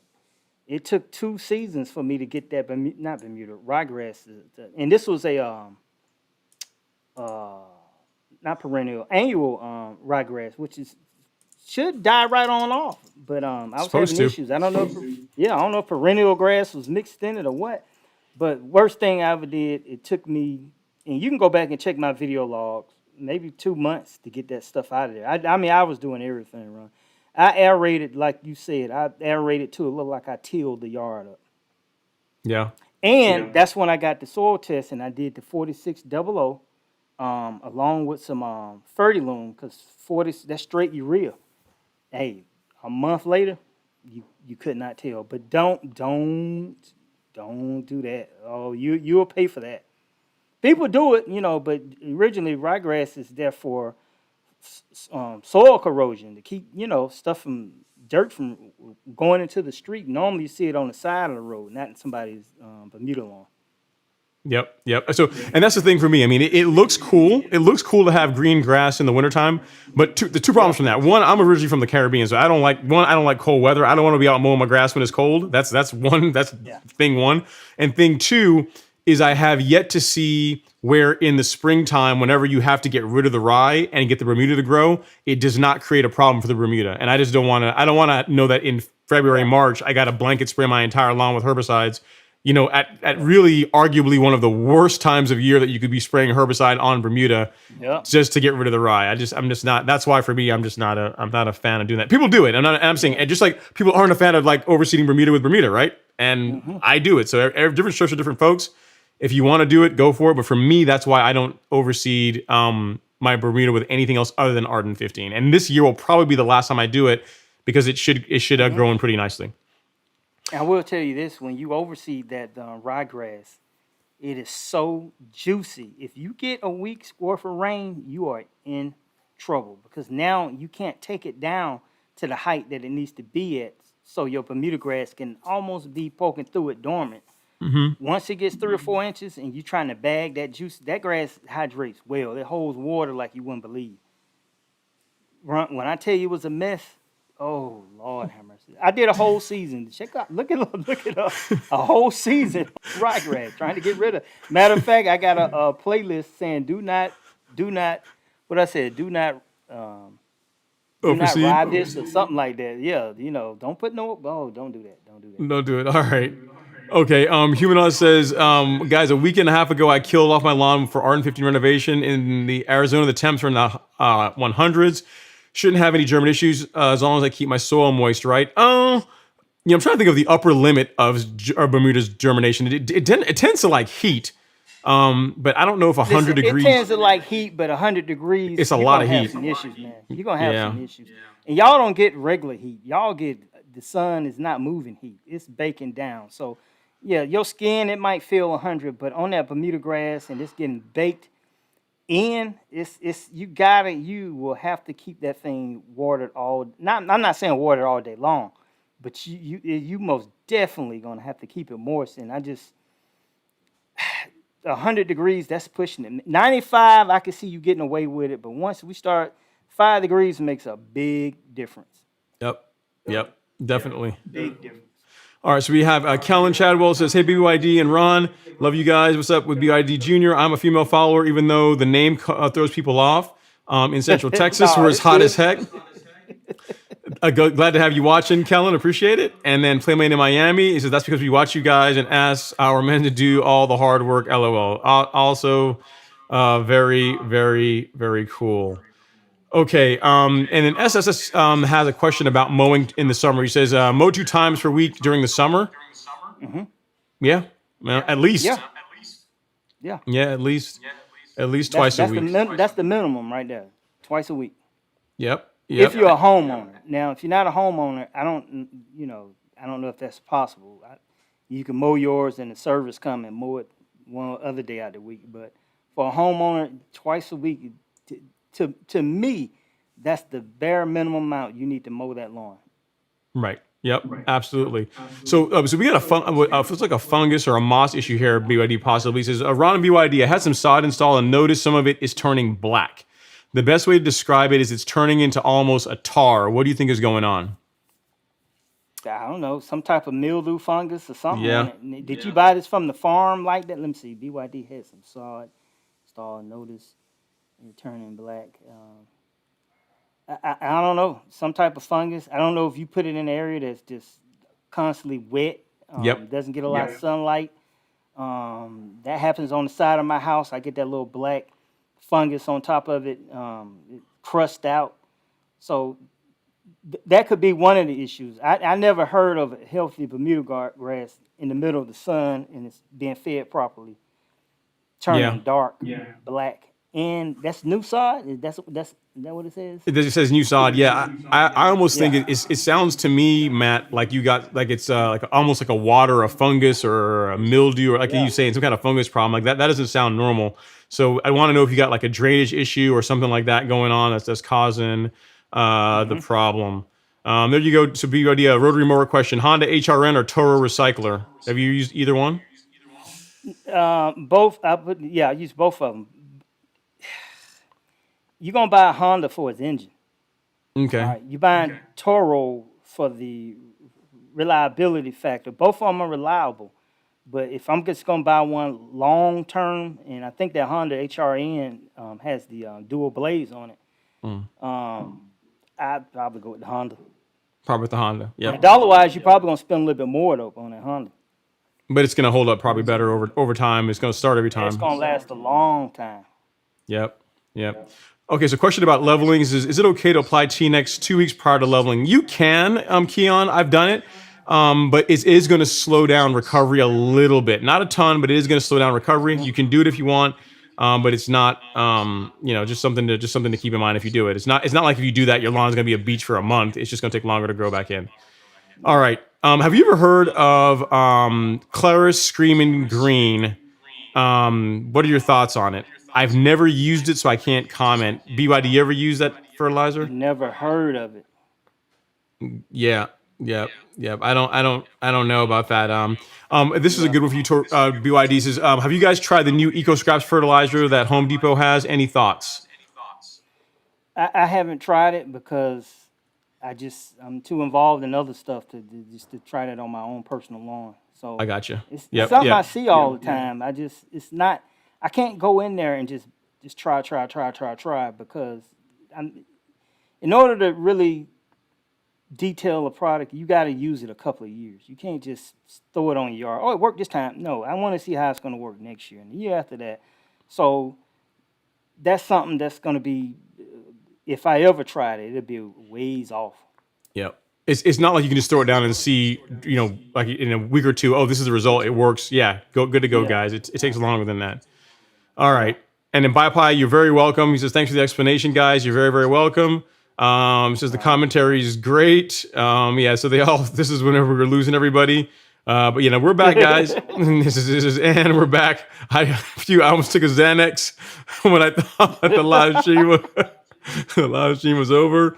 But we are running down here, guys. I know I'm keeping BYD way over when he was supposed to be off of this. Nate Dogg has a question. He says, I seeded my lawn 3 weeks ago and now I have crabgrass. How soon can I apply weed killer to newly seeded Bermuda lawn? So, Nate, okay, in my opinion, and BYD, you can chime in on this. You give your thoughts. So it's like you have to pick which one is more important to you, right? I am not a fan of putting down herbicide on new grass. So if your goal right now for this season is I'm going to seed it, I want the seed to grow in and get the lawn nice established. That's your priority. And you have to deal with a few weeds. You may have to get out there and manually weed the crabgrass or spot spray the crabgrass. But you don't want to Yeah. blanket the entire lawn when you just put all this time and money into trying to get the seed to come in, you know? So if it were me, I would focus on the seed and just take care of the crabgrass in an isolated way. What do you think, BYD? Same thing. You got to pick your poison. Yep. Well, if you're seeding seeds, there is no choice. You just got to ride that out. Hand remove those weeds. That's the Yep. best way to solve it. Now, Scott's has a starter fertilizer that says it's supposed to prevent that, but it's not for Bermuda grass. It's only for, I think, fescue or something like that. But that's one, you're going to have to use your hands. Pull those weeds out. Don't spray any herbicide because you're going to damage that new growth. And it just take a whole lot longer for it to recover. You're going to have to wait those to get 2 inches, cut it 3-4 times or whatever. And I still wouldn't spray anything on it. I wouldn't spray anything on it till next season. There you I'd go. just be pulling it out by hand. Yeah. There I you would go. just look crazy out there and pull it out by hand. But you got to let that grass get established. You can't attack it while it's still trying to establish itself. And I completely agree. Like I mean, if you go through all the trouble of putting that grass seed down, the last thing I want to do is spray any kind of herbicide. Like I just I wouldn't do it. He says, Wouldn't do it. no, I wouldn't do it. He says, Mad Scientist, we have lawn royalty in the house tonight with the big yard dog himself. We do. BYD, yeah, who you consider a real mower? He already answered this, and I think his answer may have changed, but it's probably still no. Probably. Still no. It's still no. Well, no. Here's what actually happened. I said, Ron, he asked the question. I said, when you bring that real mower down to my house and tear up my yard, that's when we'll real mower. Now, Okay. beginning of when I started doing this, I did try out the Fiskars real mower, and I actually had BYD Junior cutting 17,500 square feet with a push mower, and he did it. He started out. It took him 3 times a day to do it. Then he was able to do it in all one shot. But the one thing I did notice while my yard is bumpy, I had gouge marks because the lawn just wasn't level. And it looked good from a distance, but, you know, you've been a yard fanatic. It just, it was ugly. But I'm not going to say I won't never use a real mower. The issue is lawn level. I'm not going to make that investment, and my yard is not level.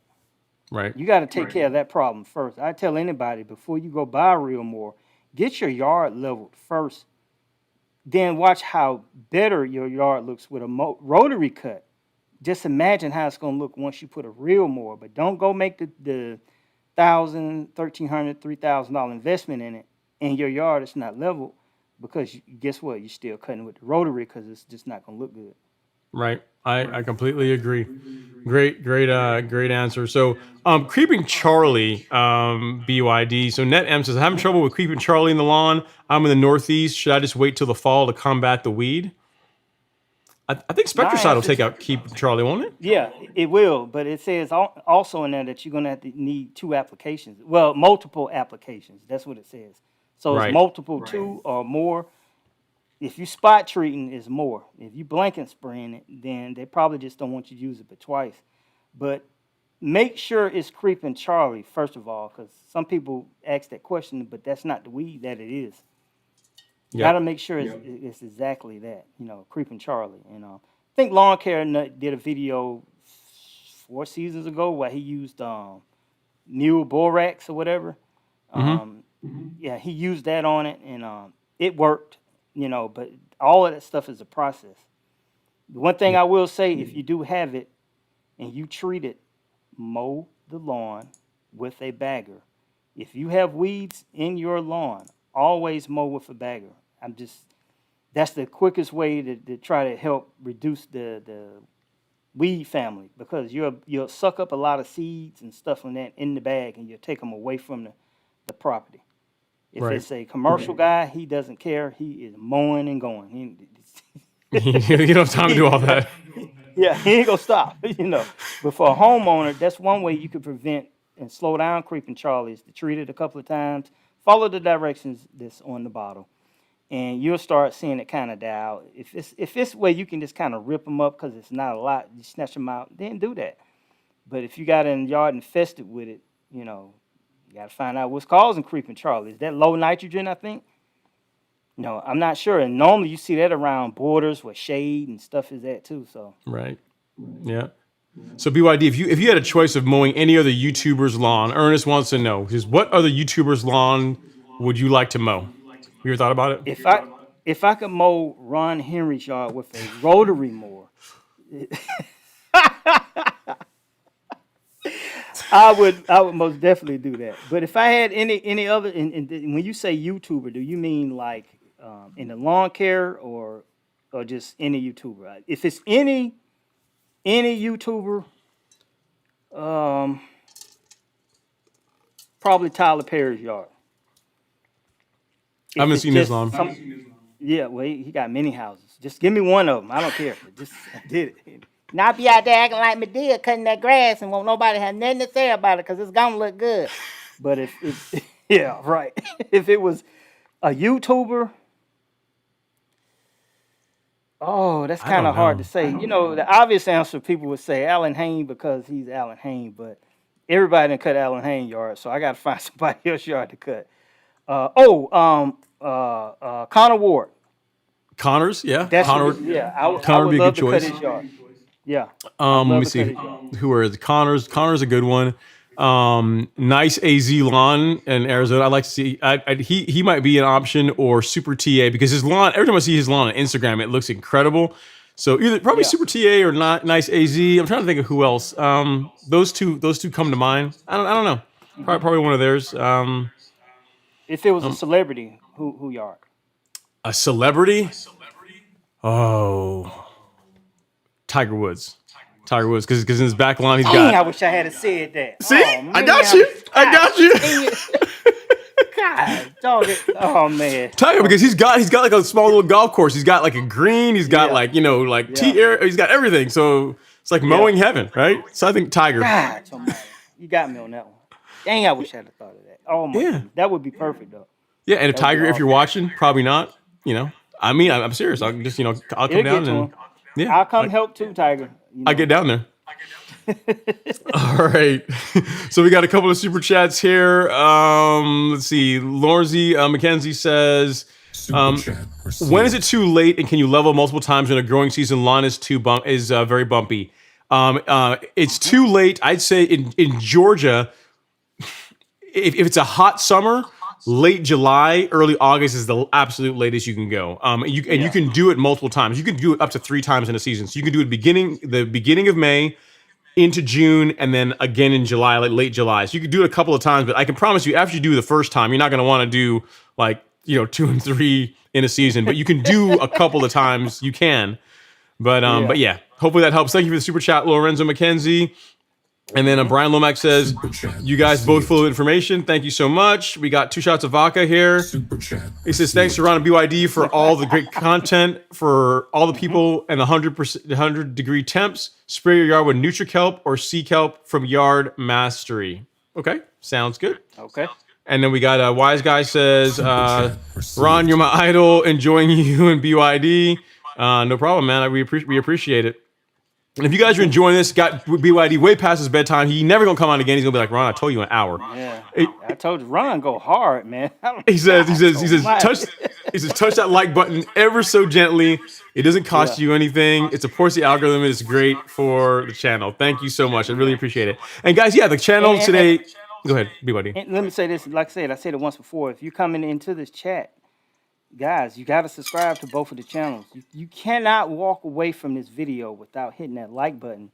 Hit the subscription button for Ron Henry and slide over to Bermuda Grass Central. I don't know if you could put the link up there somehow, but slide over to Bermuda Grass Central, hit that subscription button, and do it today. Do it There you go. today, guys. Don't wait. You got to hit the subscription button and the like button. Yep. So Bermuda Grass Central and BYD for sure. Okay. Let's see. D-Dom has a question. He says, Ron, have you ever heard any news from the yard about the underground boulders? Yeah, they're actually going to fix it. They're going to work on fixing it. Yeah, the viewer. So BYD, I don't know if you're sure if you saw that video, but there was this issue a viewer had where they buried a bunch of concrete in the lawn, like all kinds of yard trash in there and this kind of thing. They actually are going to come through and actually fix it I think for them. What about you? How often do you see that in lawns, as far as like trash being in the lawn causing problems? The house next door to me, before the people moved in it, the original, well, I'm not gonna say the original builder, but one of the builders used that lot to bury sticks, stones, bricks, um, masonry, trash, all that stuff. Now, what ended up happening, that lot sold. So they literally, and this, they built the house on top of it. They literally had to bulldoze down into the foundation and tunnel that stuff out of there. And they had to do that, I don't know what they call it, hydro jack or whatever, fix the foundation and all this and that. So that's a common practice by builders as a shortcut. Hopefully your backyard won't be done like that, because then once that stuff start breaking down, wood and that masonry paper and stuff, it's going to cause a sinkhole. But yeah, I don't want to say common, but It happens. it happens. It happens. That's one of the things you got to be aware of when you buy your house. You know, you got to try to figure some of this stuff out. And generally, it's not the first 10 houses on the street. It's those last ones that they built that they got to find somewhere to dump that, because they don't want to pay dumping fees. They don't want to pay to have the boulders towed away. So they just bury them on a lot. They're not going to take it too far away from there. Wow. Hopefully your house won't be sitting on top of it, or they'll just leave them buried in the ground, and you got to go through that issue right there. Now, when I got my other house, I actually walked a lot a couple of times, and I picked the rocks up and threw them on the neighbor's yard. You just got through saying how terrible it is. That is not the way to end the story. They're terrible. I'm just saying. I had to get rid of them. I didn't know what to do with them. I want them on my lot. but It was like the story was doing so well, and then it was like, and I just did the same thing to my neighbor. I had to blow it up, man. I had to blow it up. But eventually, we went back and we got him off. Me and BYD Jr. I think he was 3 years old then, or something like that. Okay. All right. It says, okay, Mr. T says, you guys are awesome. What can I do for clovers? I think Spectricide will do that too. I'm pretty sure. Spectricide, weed stop for lawn, we'll do that. Listen, when you're looking for something that, wait a minute, what type of grass is this? He didn't say. Okay, we did qualify it. Assuming it's Bermuda or some warm season grass, or Bermuda or Zoysia. Okay, assuming it's Bermuda Zoysia, you can spray it on there. Now, be mindful, if you're spraying Zoysia and it's coming out of dormancy, you're not supposed to do that. You got to let it come completely out of dormancy before you start putting any type of herbicide on. But as far as the clovers, you know, there's many kinds, white clovers, all kinds of them, different kinds. But that Spectricide Weed Stop for Lawn 470 says that it's supposed to take care of that. With clovers, once again, you may need multiple applications. And when I say this, there's a Spectricide 470 and there's a Spectricide 460. The 460 is in that it's still a black bottle, but I think the label is green and white. The 470 is in the black bottle with the orange coloring on it or whatever. Make sure you get that one right there, because I think it has a taste bit more of 2,4-D and other products in it. Yeah, this is the one he's referring to, guys. That's the one you want to get. That's the one right there. See if you can search Spectricide 460. The only place I've seen it is at Walmart. Yeah, is it against a probably for other type of grass or something, like another grass type or something? No, it says warm season, but it's missing the 10 key ingredients that we like. One of them is quinclorac, so it's not going to kill crabgrass. Oh, so it's probably one that's safe for St. Augustine. It's probably the St. Augustine one. Might be that one. Okay, yeah. The yellow or the purple one that's safe for St. Aug. Yep. Yeah. Yep, that's cool, man. He says, June, Will Dog says, June has been a bear due to daily rain, seed head stems growing in an inch a day, and fungus outbreak. Headway G applied a month ago with chlorantraniliprole and Eagle Cocktail earlier this week. Help. It sounds like you're doing the right thing. That should help with your fungus. As far as the seed heads, in most cases, man, seed heads are only for a few week issue. Will, just mow your grass. Yeah. Just keep mowing. It'll eventually become less of an issue. You know. Now I will suggest this, and I've heard this. I've done it on my yard. When you got a fungus, you need to mow with a bagger.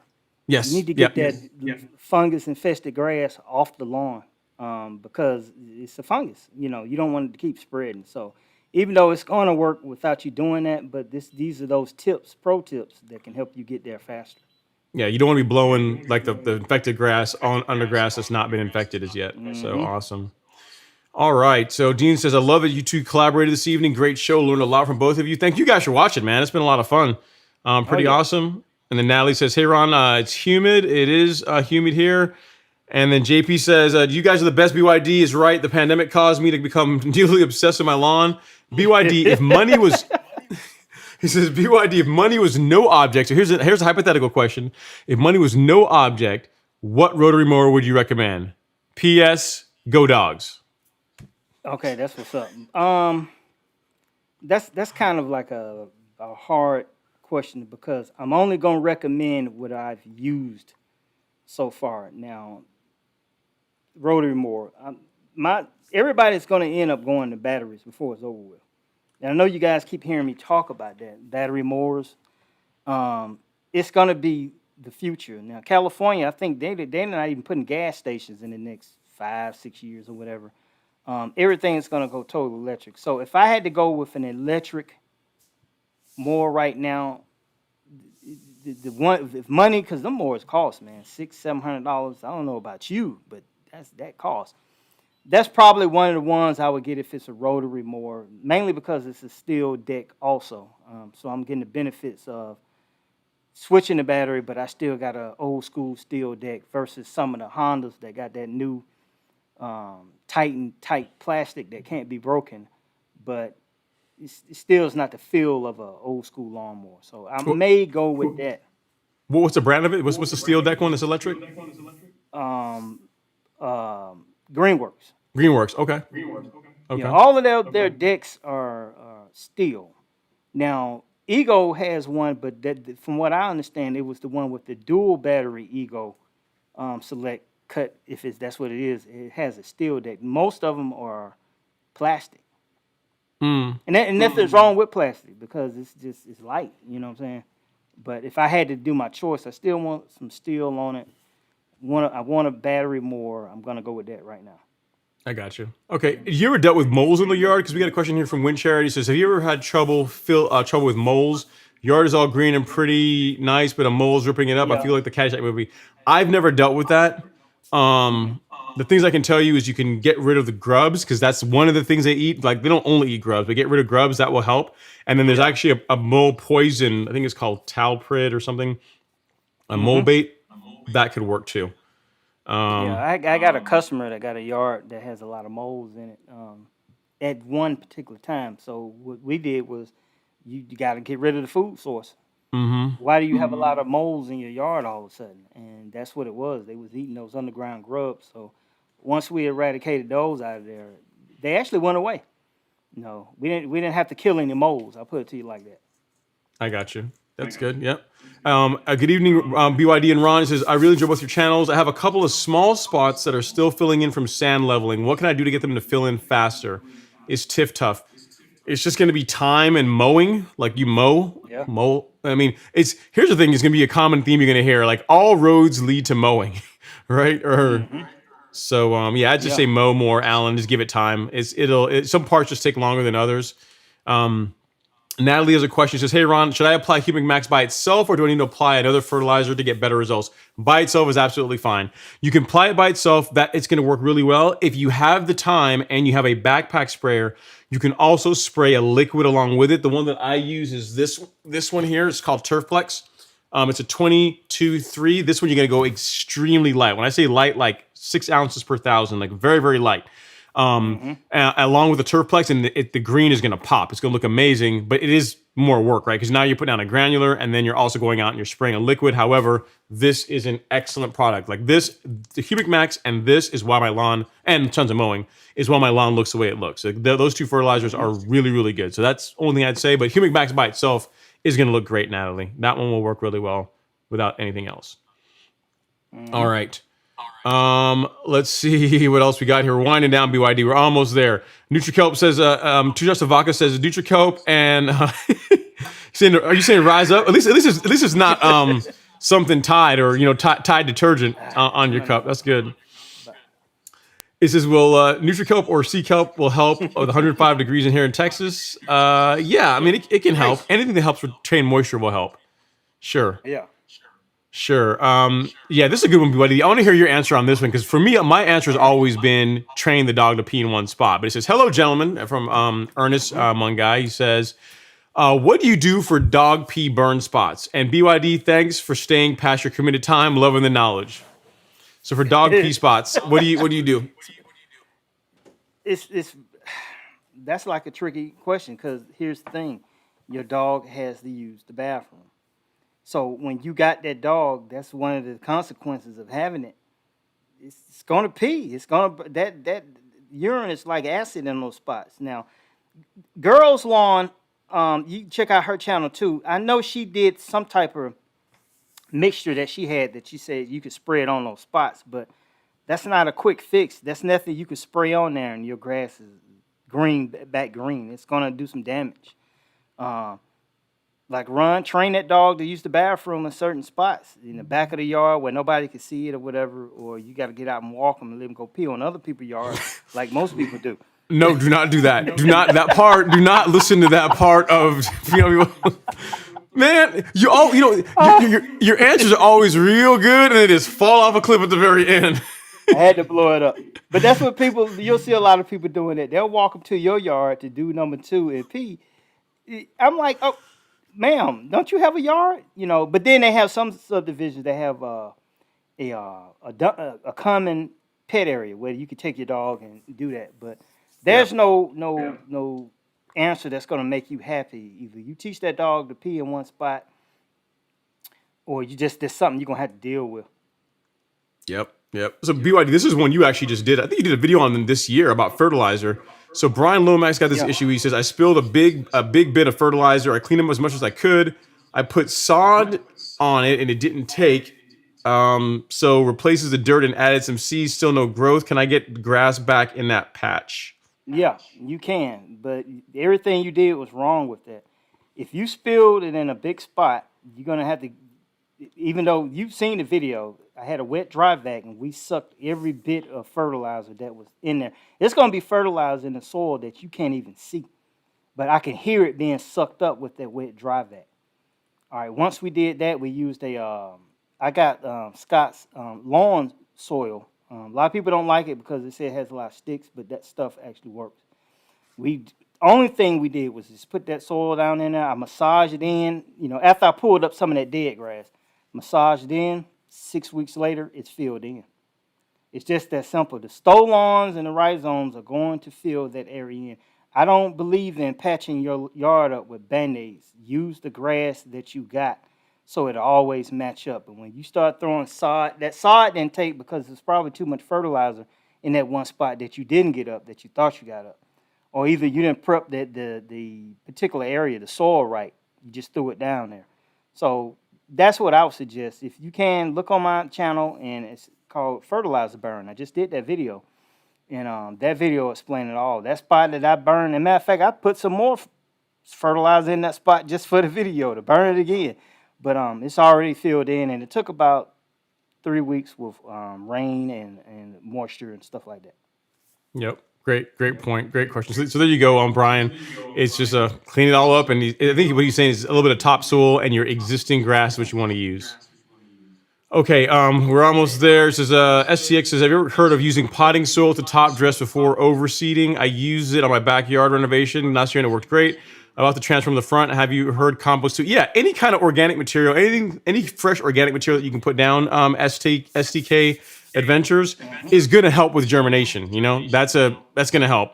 So yeah, I would say it will definitely BYD is Henry killing me, man.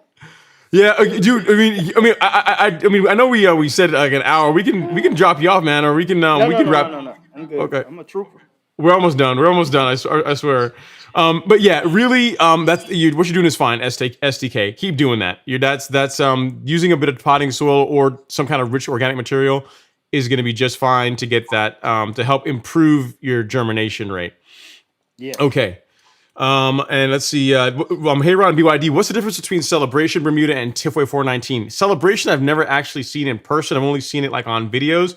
But Celebration appears to be finer, and the green is really nice. It's a deeper green than Tifway. It's a deeper green to my eye. It's a deeper green. Yeah. So it's a beautiful That's grass. pretty much it. It's a deeper green. Now you can achieve deeper green by cheat code with that chelated iron and stuff like that. But yeah, it's a deeper green off the rip. Yep. Yep. So I mean, I always said that if I didn't have Tifway 419 or like my Mutt lawn, my Arden 15 and Tifway 419 lawn, I'd have Celebration. Like if I could have a different Bermuda, probably Celebration because it looks really I nice. thought about that myself too. Yeah, it looks really nice. Okay, so we are winding down here. Leo Garcia says, "Wow, this is awesome, guys. I have some grass growing that looks like common Bermuda, but it grows taller than my hybrid and is like a light bluish color. Y'all know what it is? I'm in Texas. No, I have no idea. not really. Not without a picture to know exactly what it is. And then White Motel asked a question about spurge. He says, "What's the best weed killer for spurge?" Spectricide can work against spurge. I can tell you a combination that will absolutely smoke it, but it's going to also yellow your lawn a little bit, is Dismiss and Speed Zone. Like that mixture will absolutely kill spurge, but you're going to also yellow your lawn up a bit too by doing that. So Yeah. I don't know. Have you ever used Spectricide against spurge, BYD? Or Many times. I get it every year a little bit here and there, and I just spot treat it, and it's gone bye-bye. Yep. So there you go. So With there you go. Spectricide, we stop for lawn 470. 470. That's the one to go with. Okay, and then Lawn Guardian says, "Hey fellas, I have spurge on one of my customers' lawns. How bad? And it's really bad. How do I treat it? It'll be 116 degrees this week. Is that too hot to apply? Yes, that's too hot. Yeah, That's too hot. too hot to put any herbicide down. You're gonna listen. That's one of those things where I tell customers you're gonna have to deal with it. They're not going to like the answer because they're thinking that you could just spray something down there. But with those types of temps, and that's a customer, do not put that herbicide on that yard because it's going to yellow it out. That's what people always say. Well, oh, it burnt my yard. If you applying it, the bottle says I think 90 degrees is the limit. Me, 85. If anything over 85, I don't put no herbicide down on it. But over 95, you talking about 116, instant burn. I guarantee you.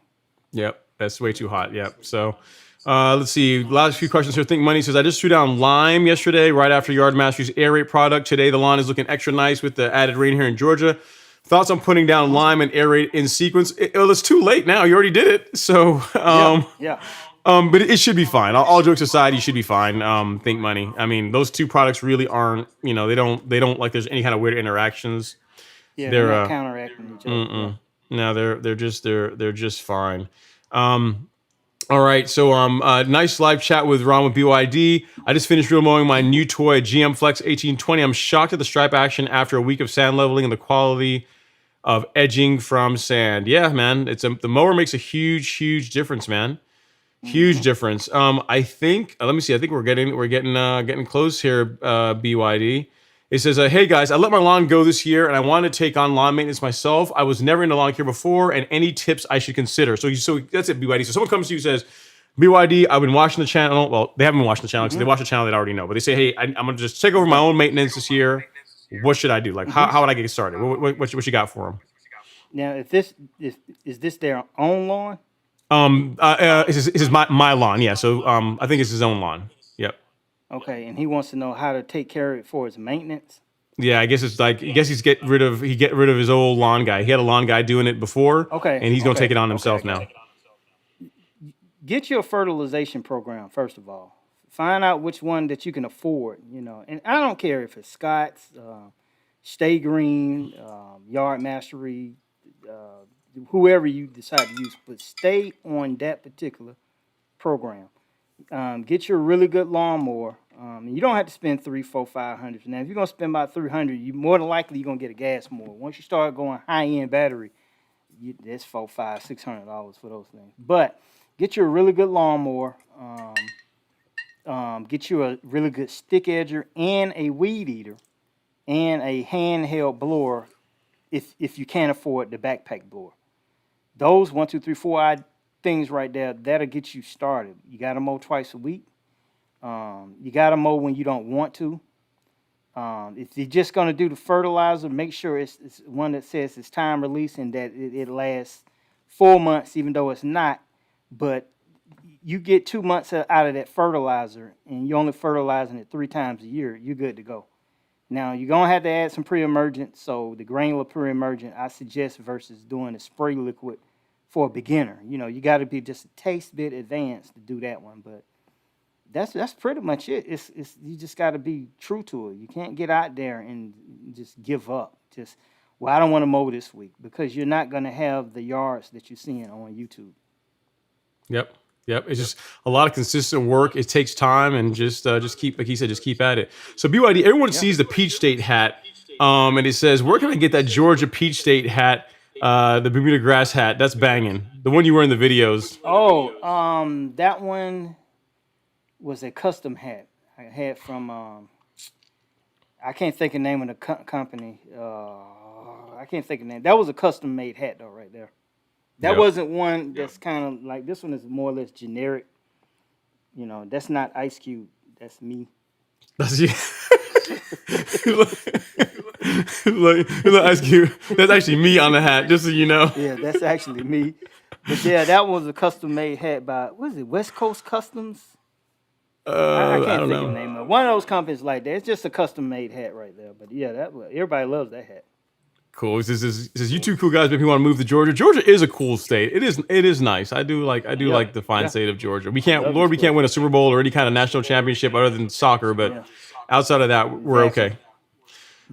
This is Lawn Master says, congrats on crossing 21K subs, Ron. Yeah, thanks, man. I appreciate it. Yeah, it's definitely 21K was better than 20 for a lot of reasons. And Lawn Masters, thanks for all those losers, like 10% of the haters. Thanks so much. Always funny. Lawn Master, well noted. Thanks. And Princess Cut, man. Princess Cut Lawn Care in the house. What's going on, George? Thanks for coming to hang out, dude. I always like to watch your content. Always fun. Good you took a break away from Final Cut. So very cool. See, BYD, see where you started now? Look at this guy. Bob Zilla says, "Oh my God, throwing stuff in the neighbor's lawn." You're gonna be known now as that YouTuber who throws stuff in people's lawns. Just so you know. Hey, just like when you stay in the hood, don't get caught. Just don't get caught doing it. All right. Let's see. I think we were rolling down. So it says, Sam's Outdoor Adventure says, "What do y'all think about Green County fertilizer? Is it good quality stuff?" Here's the thing. I've never used it, so I can't really comment. But I think that people that do use it seem to enjoy it and get good results with it. So that's all I can say. I can't speak to it personally because I've never actually used the product. So I don't know if you ever used it. I never used it. No. So it's not a product that I can actually comment on. Wouldn't mind trying it out, but it's just I haven't had the opportunity to get a hold of some of that product and see how it actually works. Yep. And then CSW Spur says, with all this rain in Georgia, does this cause Bermuda to turn yellow? Not my lawn. It turns really, really green. Mine greens up. If yours is turning yellow, you got other issues going on. Yeah, you put something down that's causing a problem. Fungus or something, yeah. And so SMK BYD to your rye renovation, he says BYD was scared to smoke that rye with Revolver or MSM turf. Yeah. I remember him watching the struggle to get rid of it. Wish he pulled out the big guns one time. The homeowner stuff cannot work. He wanted you to go top shelf, man. Yeah. Well, here's why I didn't do it, because my Bermuda grass is about to green up. So I didn't want to delay it. I didn't want to put more stress on the yard that was already stressed. So the way I went about it was just to aerate the crap out of it and hope that thatch and all that stuff would break down a whole lot faster. And I think that's when I put that urban farm down there with the back guano and the other acid, all that good stuff. It had about 10 or 15 different things in it. And that actually worked. I did a video. I think it was 10 days later. It started greening up. Then I came back with the 4600, straight urea, and just that grass busted out of the ground like you wouldn't believe. Yep. Now, anybody listening about a 4600 urea, that is not something that the average homeowner should ever put on their yard. You better make sure that you know what you're doing before you put that on your grass, because you will burn it all to pieces. They don't even sell it in the store. You got to go to one of the warehouses like Site One to get it. It's not something I would recommend anybody putting down on. And this is the one that's a pre-o, or you can put it in a tank and it'll turn into a liquid. That's deadly. Yeah, well, yeah, you just really know what you're doing. That's why people say, yeah, you want to use straight urea, and then it's it's a good and it can work. It can work, but you got to know Yeah. what you're doing, and it's one of those things where, to me, the real benefit of that is that it works fast, yes, but it's also cheap. It's kind of inexpensive, right? So that's Oh, it's the dirt big cheap. that's the best It's that's the dirt big cheap. benefit of it. Yeah. So yeah, so there's also a question here about nitrogen, about slow release nitrogen. Where was it? I'm trying to find here. Yeah, so this is a good one. It says, "Hey Ron, love the channel. Always enjoy your content. What is the best way to tell if a granular fertilizer is slow release or fast release? Will this be listed on the label?" Yeah, so on the label there will be an asterisk. A lot of times it has a nitrogen, and that asterisk will go down and it'll tell you what percentage of the fertilizer is slow release. So it'll say like this: there's this much nitrogen in it, and then this little asterisk will be there, and then you go read down that portion. It'll say that of this 16%, this percentage of Yes. it is slow release. Exactly. Yeah, the label will also tell you. A good example is like Humic Max. So I'll show you one here. So if you guys look at this, the fertilizer that I use on my lawn, Humic Max, and if we go right here, you'll see that it says this is a straight fertilizer that is 35% slow release of nitrogen, right, for immediate green up without surge growth. So when it says it's 35% slow release, what does that mean? It means that 65% of it is quick release, right? It's quick So release, you can yeah. you can look at that to do the math and know what the percentage makes up. But the easiest way, or the way to know for sure, read the label, and where you see that asterisk, and it'll tell you of the percentage of the amount of nitrogen in the fertilizer. This sub percentage of that percentage is slow release. That's the way. That's the way to know. Good question. Exactly. All right. I think we are winding down here. Let's see what else we got going on here. Angela says, I use these special stones you put in your dog's water bowl. You can get them at any good pet store. No more brown grass. Huh. So it's like it changes maybe it's like a something to changes how they pee, or maybe changes that's a good question. I wonder what that's about, Yeah. Angela. You'll have I don't to know how that works. yeah, you have to tell Dog us. DNA. You have to tell us, yeah. And then Martin Mueller says, great show. I wanted to start with liquid applications. Which battery-powered sprayer do you recommend for beginners? Dankeschön.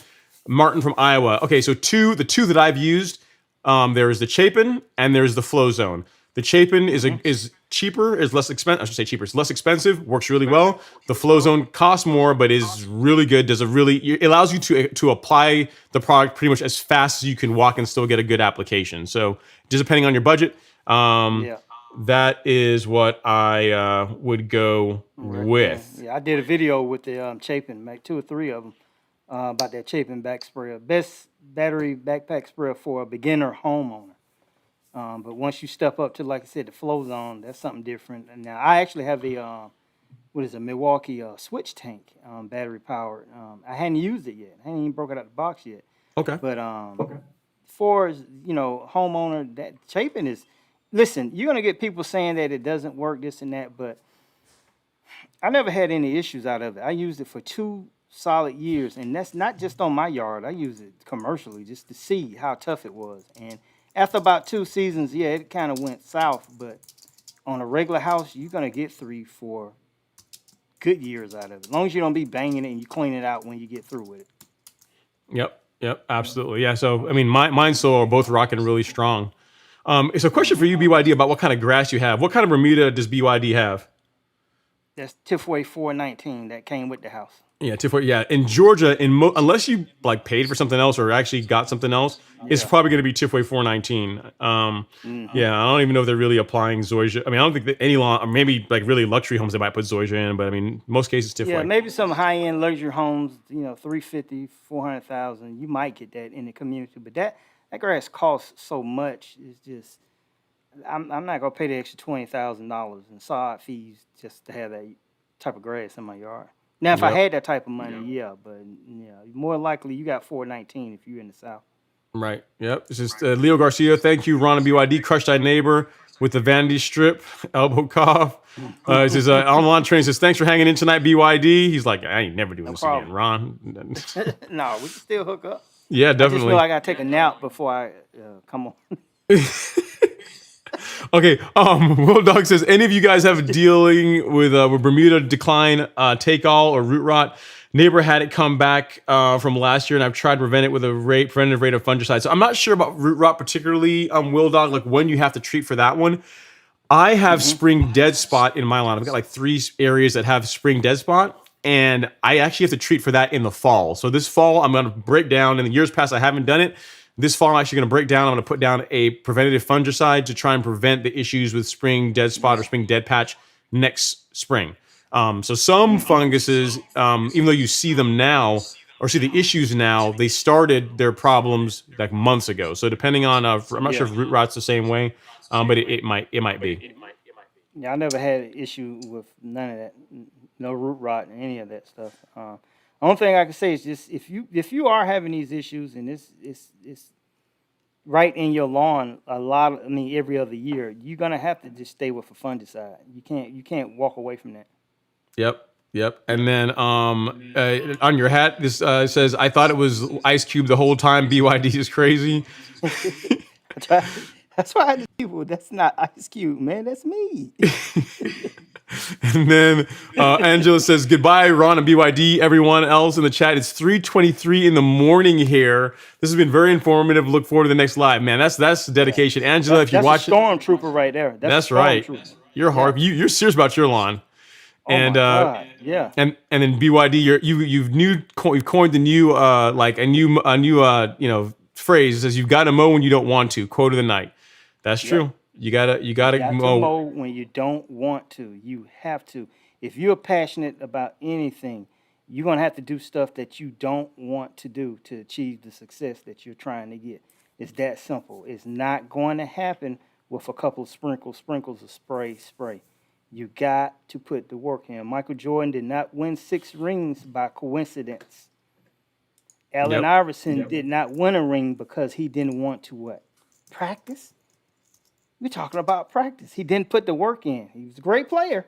Never won a ring because he didn't want to put the extra work in. So you got to put the work in. If you're trying to achieve these yards you see on YouTube now, if you just want a regular yard, mow it once or twice a week and just do 3 fertilizations and you're still good to go.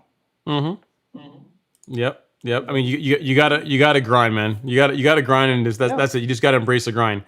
When you're talking about basketball, I still say Jordan's the greatest. I mean, because every time he went to the finals, he won. So he won 6 every time championships, 6 final appearances, 6 final MVPs. Yep, 6 rings. Okay, so we got a question here. I say fitness. What setting do you use on your Earthway for humic max? I run it at 13, if memory serves me. I think that's a setting for 3 pounds per thousand, so 13. And hi, Ron. What do you think of the Freedom Fertilizer by Yard Mastery? Again, I've not used it, but if it's anything like any of the other Yard Mastery fertilizers, it's going to be a great product. It's going to be just fine. Again, Alan doesn't put his name on stuff that's not any good, so I think that it's going to be just fine. BYD, you probably get to try it out. Yeah, I got a bag of it, but what I'm trying to figure out now is how to implement it into my fertilization program.